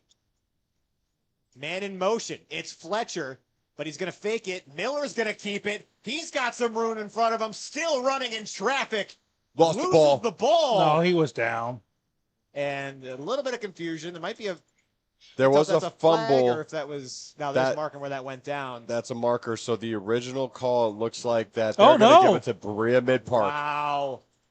And after a fairly clean game so far tonight, Wow. first turnover via fumble. Guys, I stand corrected. I thought that the one official was saying that he was down. Well, a few guys are saying on North Ridgeville's team they're in disbelief because he thought he was down.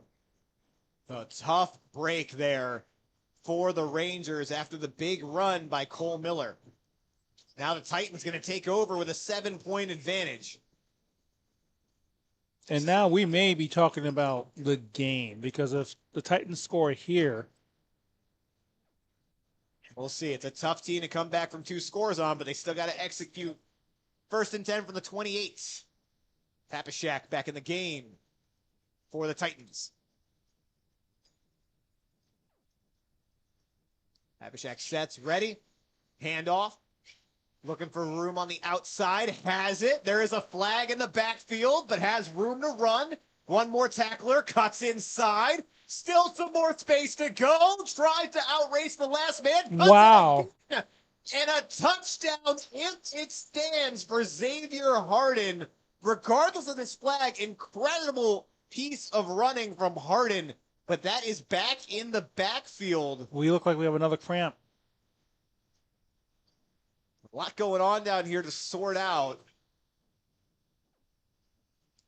I've never seen a player escape a tackle by juking to the side, coming back, and then going forward. And it's on Berea-Midpark. Oh, God. Xavier Harden with one of the better pieces of running you will ever see. Never was quite able to hit that home run hitting speed, but the running in traffic to continue to keep his defenders on ice skates. Very well done. Unfortunately, not going to matter holding against Berea-Midpark. That was a great display of agility and just, like you mentioned, ability to just create your own space. Yeah, there's guys around me. I may not be able to outrun everybody, but I'm still going to make you miss. Guys, if this was Madden, he'd have like a 98 escapability. Easily. 1st and 20 now for the 18. We'll see how big that penalty comes into play. Still a one-score game. Papashak calls for it, fakes the handoff, looking to uncork it, now facing pressure, rolling out, still throws it. Receiver open and dropped again.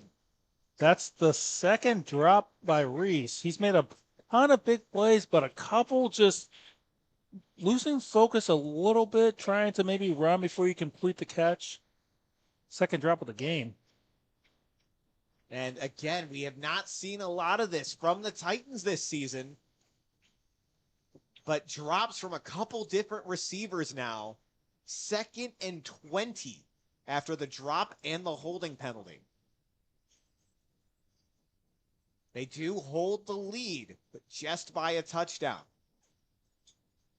Papashak going to throw again, slings it out to the far side of the field. Receiver bounces inside, continues to stay up, runs into a host of defenders, still going though, as he picks up that penalty yardage and more.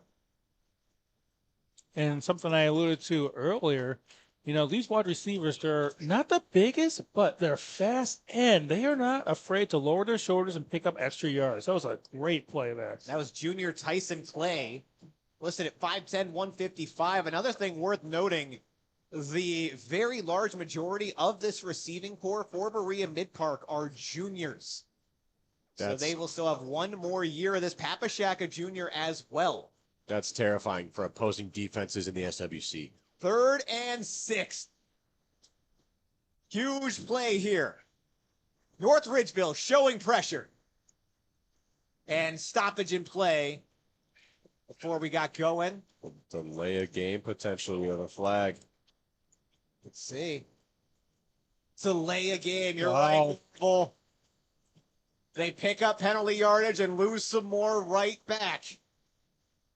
Mistakes starting to pile up for the Titans. Will it come back to bite them? And something else to keep an eye on, Marvel alluded to earlier, it looks like these defensive backs are getting closer and closer to potentially getting a pick.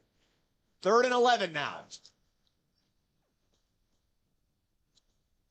Crowd feeling it here in North Ridgeville. Papashak looking to throw, stepping up in the pocket, still dancing around. Receiver coming, buried down. Huge play there by number 50 of the Rangers. That will be Phoenix Douglas with the swat at the line of scrimmage. That is a defensive lineman name if I have ever heard it. Phoenix Douglas. Big Huge Phoenix. play. And again, Papashak with one of the rare miscues I feel like tonight, threw it right into the hands of Phoenix there. He looked almost surprised that the ball was in front of him, but either way, that falls incomplete. North Ridgeville is going to have another shot at this. Still 8 minutes left, barely any time taken off the clock there. I would have been surprised myself because it looked like Papashak had a lot of space to run on the left side of the line. He never really had his body or head quite turned towards that side of the field. But if he just turned his head and looked to the left a little bit, he probably would have seen the green grass and probably would have taken off. Nick Reese on the punt. Again, not much he doesn't do for this Titans team. That goes out a little bit past the 40-yard line, so good starting field position for the Rangers. Yeah, there's plenty of time left in this game. Yes, and not a lot of time came off the clock during that possession, but actual real time between the penalties, the timeout, everything else, little bit of a recovery period for the Titans defense. It'll be 1st and 10 from the 43. Cole Miller with the fumble on the previous drive. He'll keep it again, though. Running inside, weaving in and out. Got the first down and a couple. Yeah, Titans may have gotten a little bit lucky there. Looks like Miller just lost his footing there a little bit. He could have kept on going. Now into Titan territory. Something to keep an eye out. There's a lot of hands on hips out there on the Titans defense. Again, been out on the field a lot tonight. Time of possession battle favoring North Ridgeville. 1st and 10 from the 45.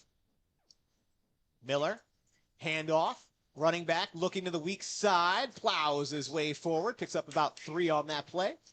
And, it goes beyond just being on the field for as much as they have been, which they have been on the field quite a bit, but it's the physicality, the battle of attrition, all of that constant hitting and trying to tackle that 6'5", 200+ pound quarterback. It's going to wear you down over time. 2nd and 7 now, ticking under 7 minutes to go here in the fourth quarter. Miller has it.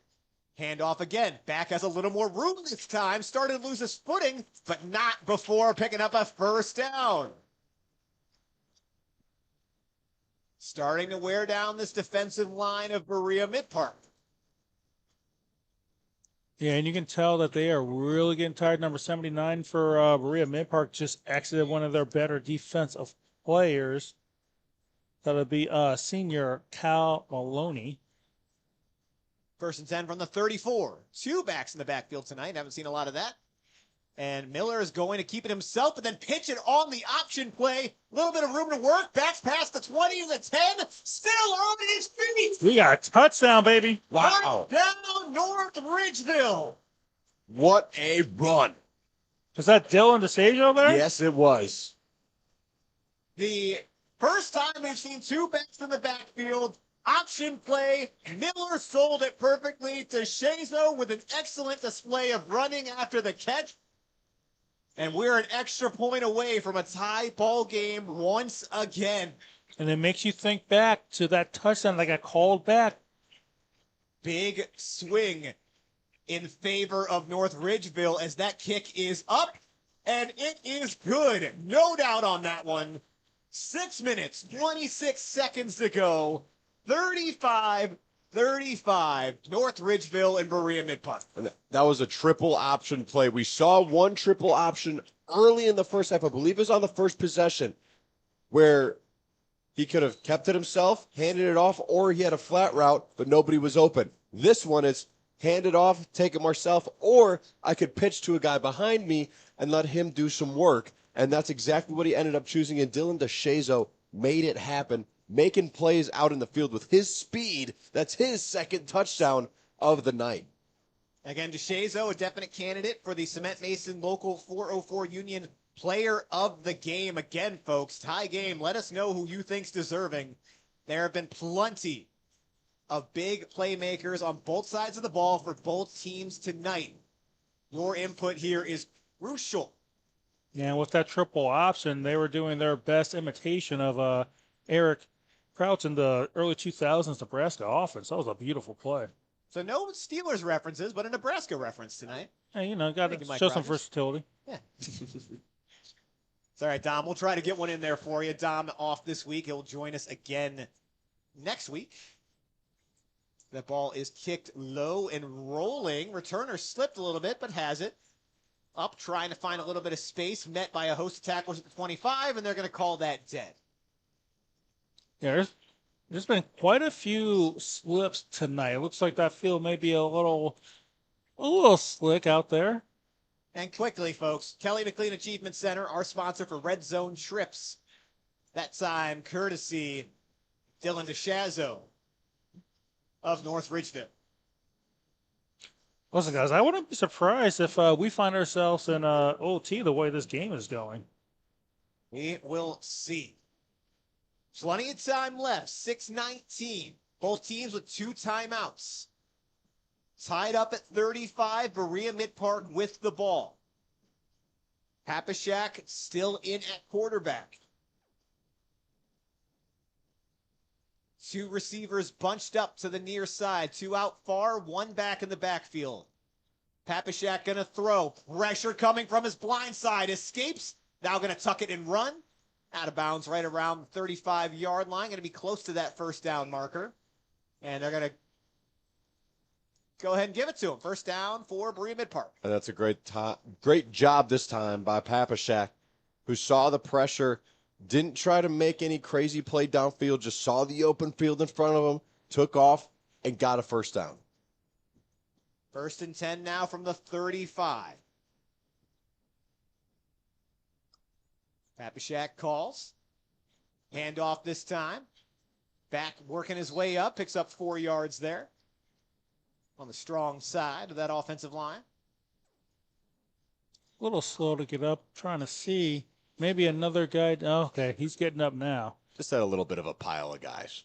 Number 54 is for the Rangers, walking a little gingery right now. That would be Kristen Ensley.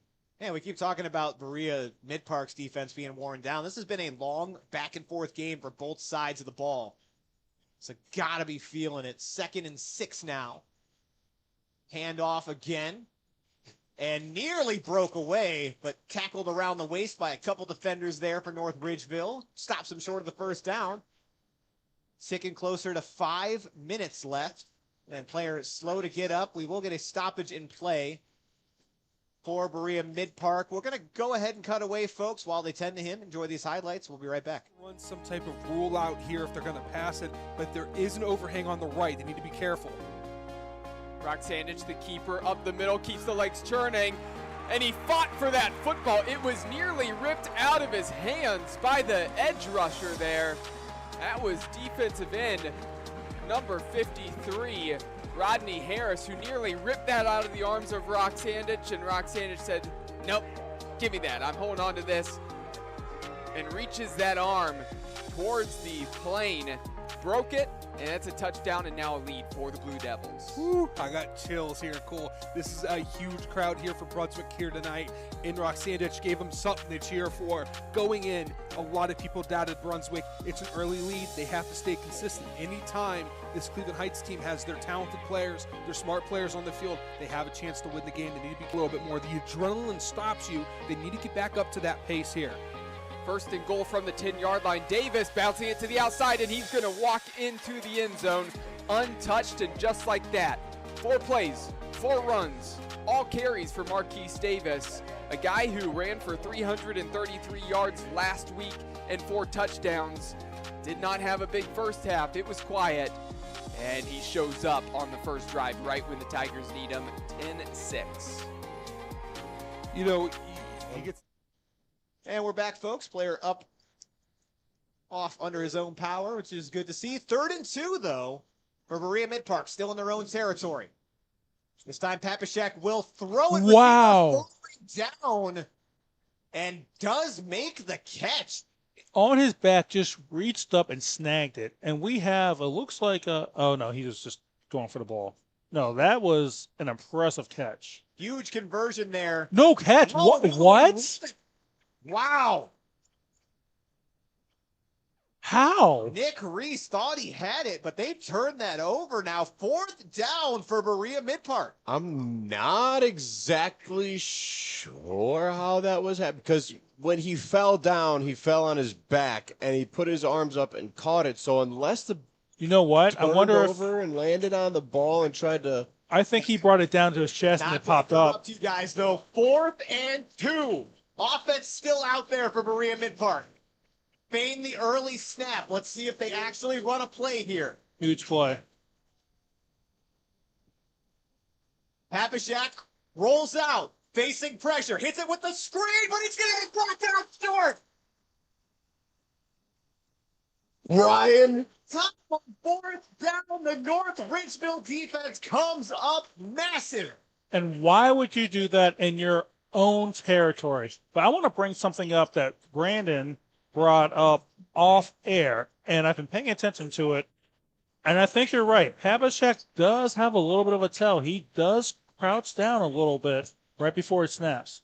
So, yeah, and I think they've been timing that up. I did notice one time he did not do that on a run to the running back. Well, that's the biggest play of the game so far for North Ridgeville's defense. Brian Strippy with the open field tackle as soon as the receiver catches the screen. Which is crazy to say because they've had a lot of big stands so far tonight on 4th down. That might have been the biggest. 1st and 10 now. Handoff. Back working their way up the weak side. Little bit of space. Juts forward towards the 1st down marker. I think he's going to be just short. Looks like that's Flesher, too. And something to keep an eye out. There is a Ridgeville player, number 11, on the sideline cramping up. That's something we have to pay attention to as we get closer to the end of the game. It was extremely hot today, and we have seen a lot of cramping. That is Jaden Williams, defensive back. So, again, he may be called upon here soon. We'll see if he's okay. And do remember, you do have until 2 minutes left in the game to get your votes in for Mickey's and Cement Mason Local 404 Players of the Game. 2nd and 1. Handoff again to Fletcher this time. Not as much room to operate. Think he's going to be about half a yard short. Big 3rd down coming up. Going back to what we talked about early in the first half of this game. 3rd down, about a half to a yard to go. Number 10, here's your play. Take the snap and run up the middle for a yard. 1 yard is all they need. 4 minutes and counting left in this one. 3rd and 1. And it will be Miller keeping it. He's got the 1st down and more. You know, watching Miller play, it kind of reminds you of one of the Marvel movies where I think it was Loki that said, we have an army, what do you have? And the response was, we have a Hawk. Well, North Ridgeville, they have a Miller. He's been unstoppable. And again, about as close as you're going to get to a Hawk. 6'5". Being your quarterback. Don't see that a lot at the high school level. 1st and 10 from the 27. Both teams 2 timeouts. Tie game, 3 minutes, 30 seconds. Miller, low snap, handles it. Handoff. Back's got a little bit of room. Going to get taken down just short of that 1st down marker again. Matthew Flesher getting some more work. Looks like we may have another player down. They pulled Talked him. about We got an official timeout. Let's see. Everyone seems to be okay. Yeah, Fletcher's coming out. Looks like he's jogging a little gingerly. Flesher out. Luke Bartell in. Again, no Zach Barnhart tonight. But Cole Miller, Luke Bartell, Matthew Flesher have all stepped up from a running standpoint. 2nd and 4. Miller going to look to throw this time. Nope, tucks it, goes to run, slips a couple defenders, still going forward. Brought down just before he gets to that 10-yard line. Folks, this trip to the red zone brought to you by the Kelly McLean Achievement Center. And North Ridgeville can still pick up 1 more 1st down before going into the end zone. So if first off, if I'm Berea-Midpark, I might try to let them score as quickly as they can. 2 minutes, 30 seconds and counting. This is going quick. Now, honestly, if I'm the Titans, I'm getting a little worried right now. Sweaty palm time. Again, no 2-minute warning in high school football. Clock only stops if the chains move or if it goes out of bounds or an incomplete pass. Handoff. Back met at the line of scrimmage. Maybe gets half a yard there. Good job by the Titans defense. I was going to say, you would think at some point some of these timeouts would start to get used. And yes, Berea-Midpark going to call a timeout with exactly 2 minutes to go here. Incredible game so far, 35-35. North Ridgeville has the ball deep in Titan territory. They have not held a lead at any point tonight, but have kept it close the entire time. Again, down 21-6 at one point early in this game. Now with an opportunity to put the Titans away. And since around the 5-minute mark or so in the 2nd quarter, the Rangers have outscored the Titans. What would that be, 29-14? Don't ask me to do math, Mike. 29. Hey, I'm pretty listened, good. I know you haven't been on another broadcast this year, but it has never turned out well. Yeah, outscored 29-14 since about the 5-minute mark in the 2nd quarter. Again, North Ridgeville defense has stepped up big. And we'll give you guys one more play. Let us know. Mickey's and Cement Mason's players of the game. Get those last-second votes in. We're right at the 2-minute mark. 2nd and 10. And Miller is going to keep it himself up the middle. Grown man. Brought down just a couple yards short. Are they going to give him the 1st down? It's very close. Was that just me, or did he kind of slow up when he got inside the 5? I think they know. Yeah. And we're going to get another timeout for Berea-Midpark. He is just short of the 1st down marker, which could potentially work to their advantage. If they continue to run the ball, Berea-Midpark cannot stop the clock. So you got to think at worst at this point, North Ridgeville is thinking score or overtime. And this is such an interesting spot. You're 3rd and half a yard, maybe a yard. You could still pick up one more first down. And Berea-Midpark cannot stop the clock anymore. So do you do a quick little QB draw, pick up a yard, fall down, or do you just go in and score? And that's the other question we haven't talked about a lot tonight. We are in extra point range. We could very easily just kick a field goal, let the clock run down. Even if quarterback, like victory formation, I guess you can't really do that now. It's third down. You would only be leaving Berea-Midpark, though, with, 40 seconds? Which is time for them, don't get me wrong. We've seen them on multiple occasions, one play and score. Now, one of them did get called back, but they have the big playability where they can make things happen as quickly as they possibly want to. So a lot of moving parts here. It's 3rd and 1, but only 3 yards from the end zone. Tie game. Miller going to keep it himself. Bounces outside now. Heading to the side. Touchdown, North Ridgeville. And I think after that touchdown now, the Titans can refer to Cole Miller as Mr. Miller because he is a grown man amongst boys. Cole Miller has done it all tonight for North Ridgeville. By far the most effective ball carrier for either team, and he does it again. Now, here's what's interesting. No timeouts. 1:38 seconds left. Now we still have the extra point here as well. Ball is right. Jeff makes it in. Wow. Right over the left upright. Or the crossbar, rather. And North Ridgeville with their first lead of the game with 1:38 left in the fourth quarter. I mean, what an incredible game. This has been amazing, and we're not done. Berea-Midpark, no timeouts, but they've needed much less than 1:38 to score previously. Now, guys, if you are the head coach for Berea right now, you have to be telling your team, all right, catch the ball, get out of bounds. Quick passes to the sideline. You have no timeouts like you alluded to, Brandon. You have to be smart, and everyone has to be on the same page. Now hear me out. I don't know that I would have the junction to do it, but you've recovered 2 offside kicks tonight. You can't. No timeouts, you can't. Did here. And if they do, how quickly are they going to carry this kicker off the field and into the locker? That would be the riskiest play, in my opinion. You just got to boot this ball as deep as you can. You've done a great job on the return game, or defending the return game. So just kick it off. For the record, I agree with both. Yeah. And it will be a squib kick, not quite an offside kick, but still the returner with some room to work makes it out to about the 39-yard line. See, I don't even like that. I do get it. Make them field it. But again, the return team for Berea-Midpark all season has been very good at fielding their kicks. Either way, though, 39-yard line is where we're going to start this. It's time to put up or shut up for the Titans. They trail by 7. Their first time trailing all game.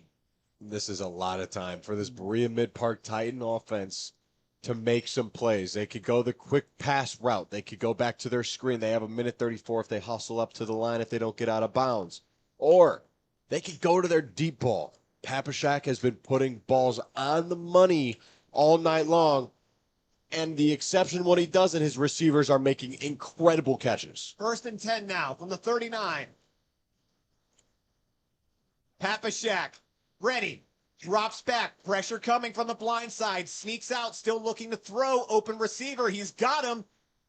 Over midfield, still staying up on his feet, brought down at the 43-yard line, but we're in Ranger territory. And I think he got out of bounds, too.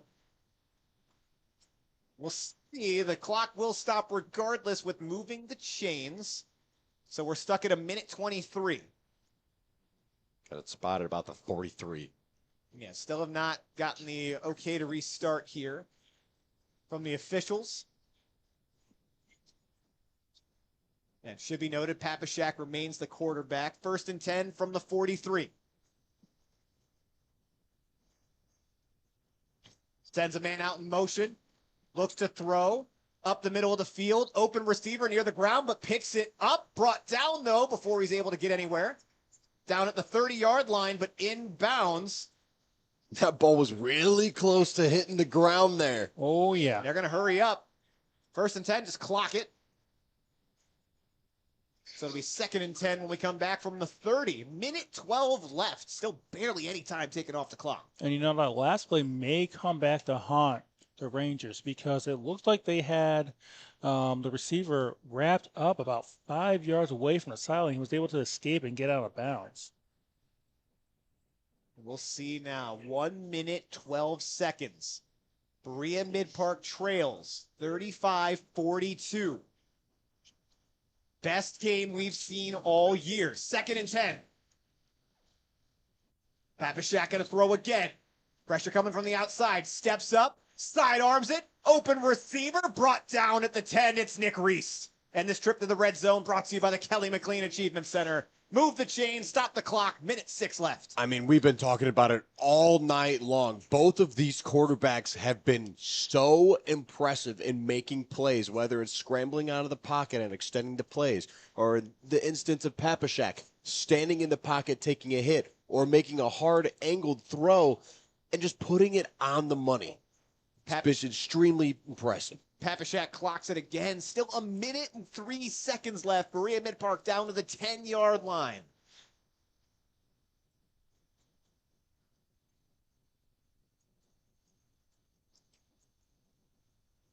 Ball snap. Papashak looking to throw pressure again. Tries to take off, but he's brought down for a sack.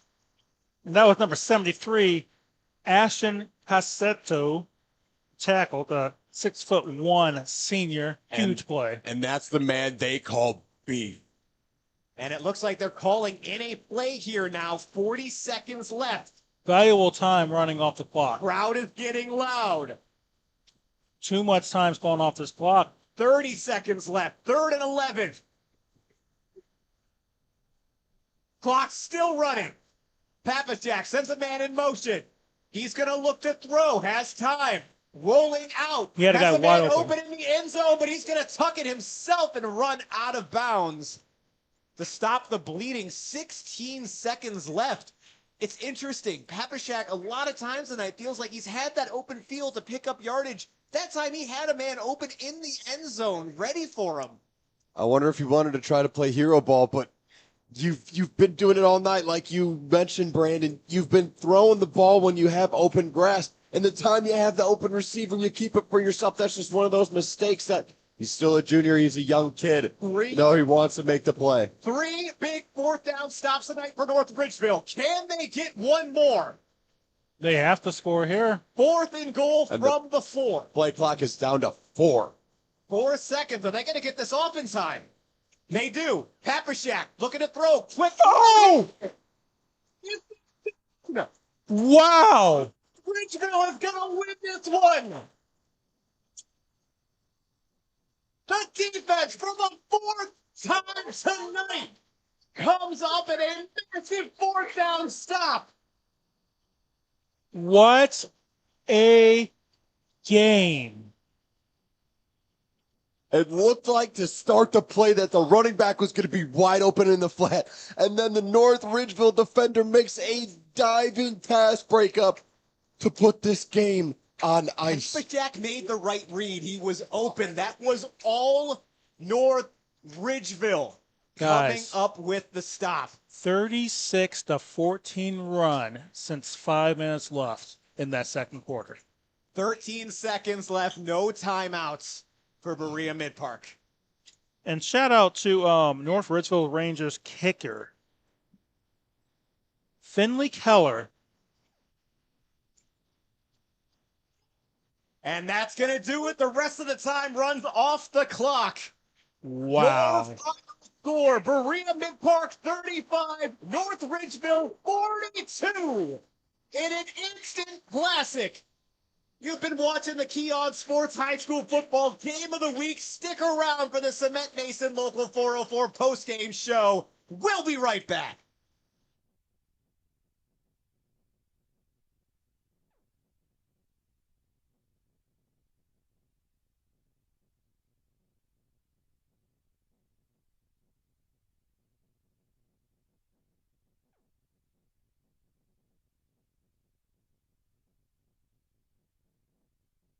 This week's Keon Sports Game of the Week is brought to you by Dave's Golden Shear Barbershop. Dave's Golden Shear Barbershop has been your trusted barber for nearly a century of great haircuts.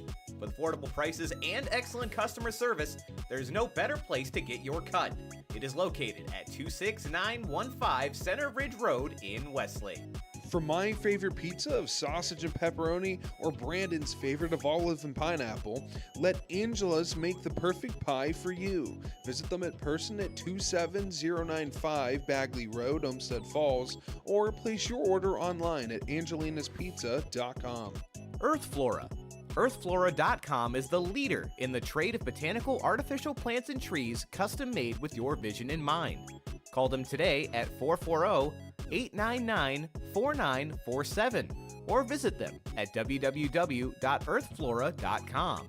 Make sure you enter code SAVE5 to save an extra 5% and get free shipping on orders of $100 or more within the inland United States. The Moose is on the loose at Mickey's. Your local Mickey's is open now for the food and fuel you need to keep your family on moving. Be sure to use your Mickey Mart Rewards card to quickly rack up amazing member-only deals, including free food and beverages. Mickey's is a proud supporter of our local school systems through our Fuel Schools program and excited to team up with Keon Sports to bring you all the finest moments in local sports, information, and entertainment. Visit www.mickeythemoose.com. That's mickeythemoose.com to find your location near you. Helene Kia. Looking for a new or used car? Check out our guy Jim McConville at Helene Kia in North Olmsted on Lorraine Road. Jim is a member of the auto community for the last 20 years and will treat you right no matter your car buying need. He's an expert at new and used car deals, including trade-ins and financing. Save Staffing of Ohio. They offer temporary, temp to hire, and direct hire placements for job candidates and businesses across Ohio. Whether your company needs talented people or you're looking for employment in your field, their goal is to help you succeed. Their motto is helping people work, helping companies grow. Vote Carbone for Strongsville this election season. You can email Jim Carbone at carboneforstrongsville@yahoo.com for information on how you can help. With Carbone, your vision is his mission. Run some type of rule out here if they're going to pass it, but there is an overhang on the right. They need to be careful. Brock Sandich, the keeper, up the middle, keeps the legs churning, and he fought for that football. It was nearly ripped out of his hands by the edge rusher there. That was defensive end number 53, Rodney Harris. Folks, welcome in to the Cement Mason Local 404 post-game show. I'm Brandon Soder. With me is Mike Rogers. And folks, if you stuck with us tonight, you saw about as exciting of a game as you possibly could have. North Ridgeville getting the win at home 42-35. Did not hold a lead until 1 minute and 40 seconds left in this game. And the Rangers squeak out an absolute thriller. Defense came up with some massive plays, ended up being the difference. Couple miscues from Berea-Midpark. But this is a game, you play it 100 times, it's getting split 50-50, Mike. Oh, absolutely. It was an incredible game, and it played out how we kind of thought it might at the beginning of the game. We kind of ballparked like, you know what? You know, this Titans offense is very explosive, but what did I say? Kind of a double-edged sword. This defense may get a little worn out, and being up 21-6, we thought it might get out of hand, and North Ridgeville came back with vengeance. They did. So let's talk about Berea-Midpark really quickly. Next week, they are going to head to Olmsted Falls, another tight, tough SWC matchup, the Battle of the Bagley Cup. What are some things, though, that they can take away despite the loss and take into next week against the Bulldogs? You know, obviously the offense is potent. We saw Papashek throw it around quite a bit. We saw Weaver get in and make some plays. The offense is not the issue, but what they need to take away from this game is, one, special teams. You have to be alert and know what's going on. And two, you have to find a way to get your defense more rest. Yes, and that's been a problem throughout the year. Again, 42 points, I believe the most, or second most they've given up this year. Only Avon scored more. Now, to the other side, North Ridgeville, You're now sitting at 6-1, despite a tough SWC schedule. The only loss being to the defending state champion Avon Eagles. They are going to head to Avon Lake next week. If you're the Rangers, what are you taking away from this? So you have to have some confidence getting out of this game. Obviously, they struggled on offense to start the game, and they were relying on Miller to do the majority of the work, which he still did, but they got Flesher involved. He made a ton of plays. I believe Cole Allison made some plays. Yes. So you have to get those performances from other guys. Obviously, Cole Miller is going to be special, but he needs some help. You can't just have him running constantly. So you got to be able to do that. And then on the other side, the defense just needs to continue to play like they did that second half of the game today. Absolutely. And now, the moment you guys have been waiting for, we have some hardware to give out. Now, first thing I want to preface, there were so many players from both teams that were worthy of this. There is one I want to shout out specifically because they did something that we have quite literally never seen. They were not the individual winner, but Finley Keller, the kicker for North Ridgeville, recovering 2 offside kicks in a row. Surprise onside kicks that he not only executed, but then got back himself. And to be fair, they did not score off either of those drives, but it felt like that was a big momentum shifter, keeping that Berea-Midpark offense off the field. But enough lamenting there. Let's start with the Cement Mason Local 404 offensive player of the game. Mike, who do you got? Well, obviously, it was a tough decision. No, obviously, who else could it be but Cole Miller? What did he have? Over 200 yards rushing. It seems like he just put that cape on and took the Rangers to the promised land. Down 21-6, brought them all the way back. I believe they outscored, what would that be, 36-14? There you go with that math again. Took them I on trust a you. 36-14 run from the 5-minute mark of the second quarter to the end of the game. Unbelievable. Absolutely. And then speaking of another unit responsible for that, the Mickey's defensive player of the game. Another first for our broadcast this year. Mike, who do you got? Well, you know what? I think we made a decision, and we're going to have to give it to the entirety of the defense. Yes. And it was a special circumstance. There were plenty of players that did stand out. However, that is an entire unit coming together when you have 4 fourth-down stops in what ended up being a one-possession game, including the game-winning deflection at the goal line, to a receiver that was open. The running back was there. Papashak, the quarterback for Berea-Midpark, made the correct read, but it was all effort and grit from the linebacking core. Every level of that defense tonight stepped up big in a different way. It felt wrong to give it to any one player there. Absolutely. And what can I say? I mean, this has just been an incredible game. An SWC conference game, obviously. And on top of that being North Ridgeville's homecoming game, ended it with a bang. Absolutely. And again, instant classic. Mike, thank you for stepping in for Dom Clary, who was out this week. I'm sure once he sees the score and watches this back, he's going to be a little bit mad that he had prior engagements, but still off at a family wedding. So happy for Dom there. We'll be excited to have him back again. Thank you, Mike. I'm sure it's not going to be the last time that we hear you on the broadcast. But thank you for stepping in. Thank you to Brandon Marvel, who took off to make sure we could get our Mickey's player of the game photo, get our t-shirt out to Cole Miller. He's been incredible tonight, running the camera, running color for us. But for Mike, for Brandon,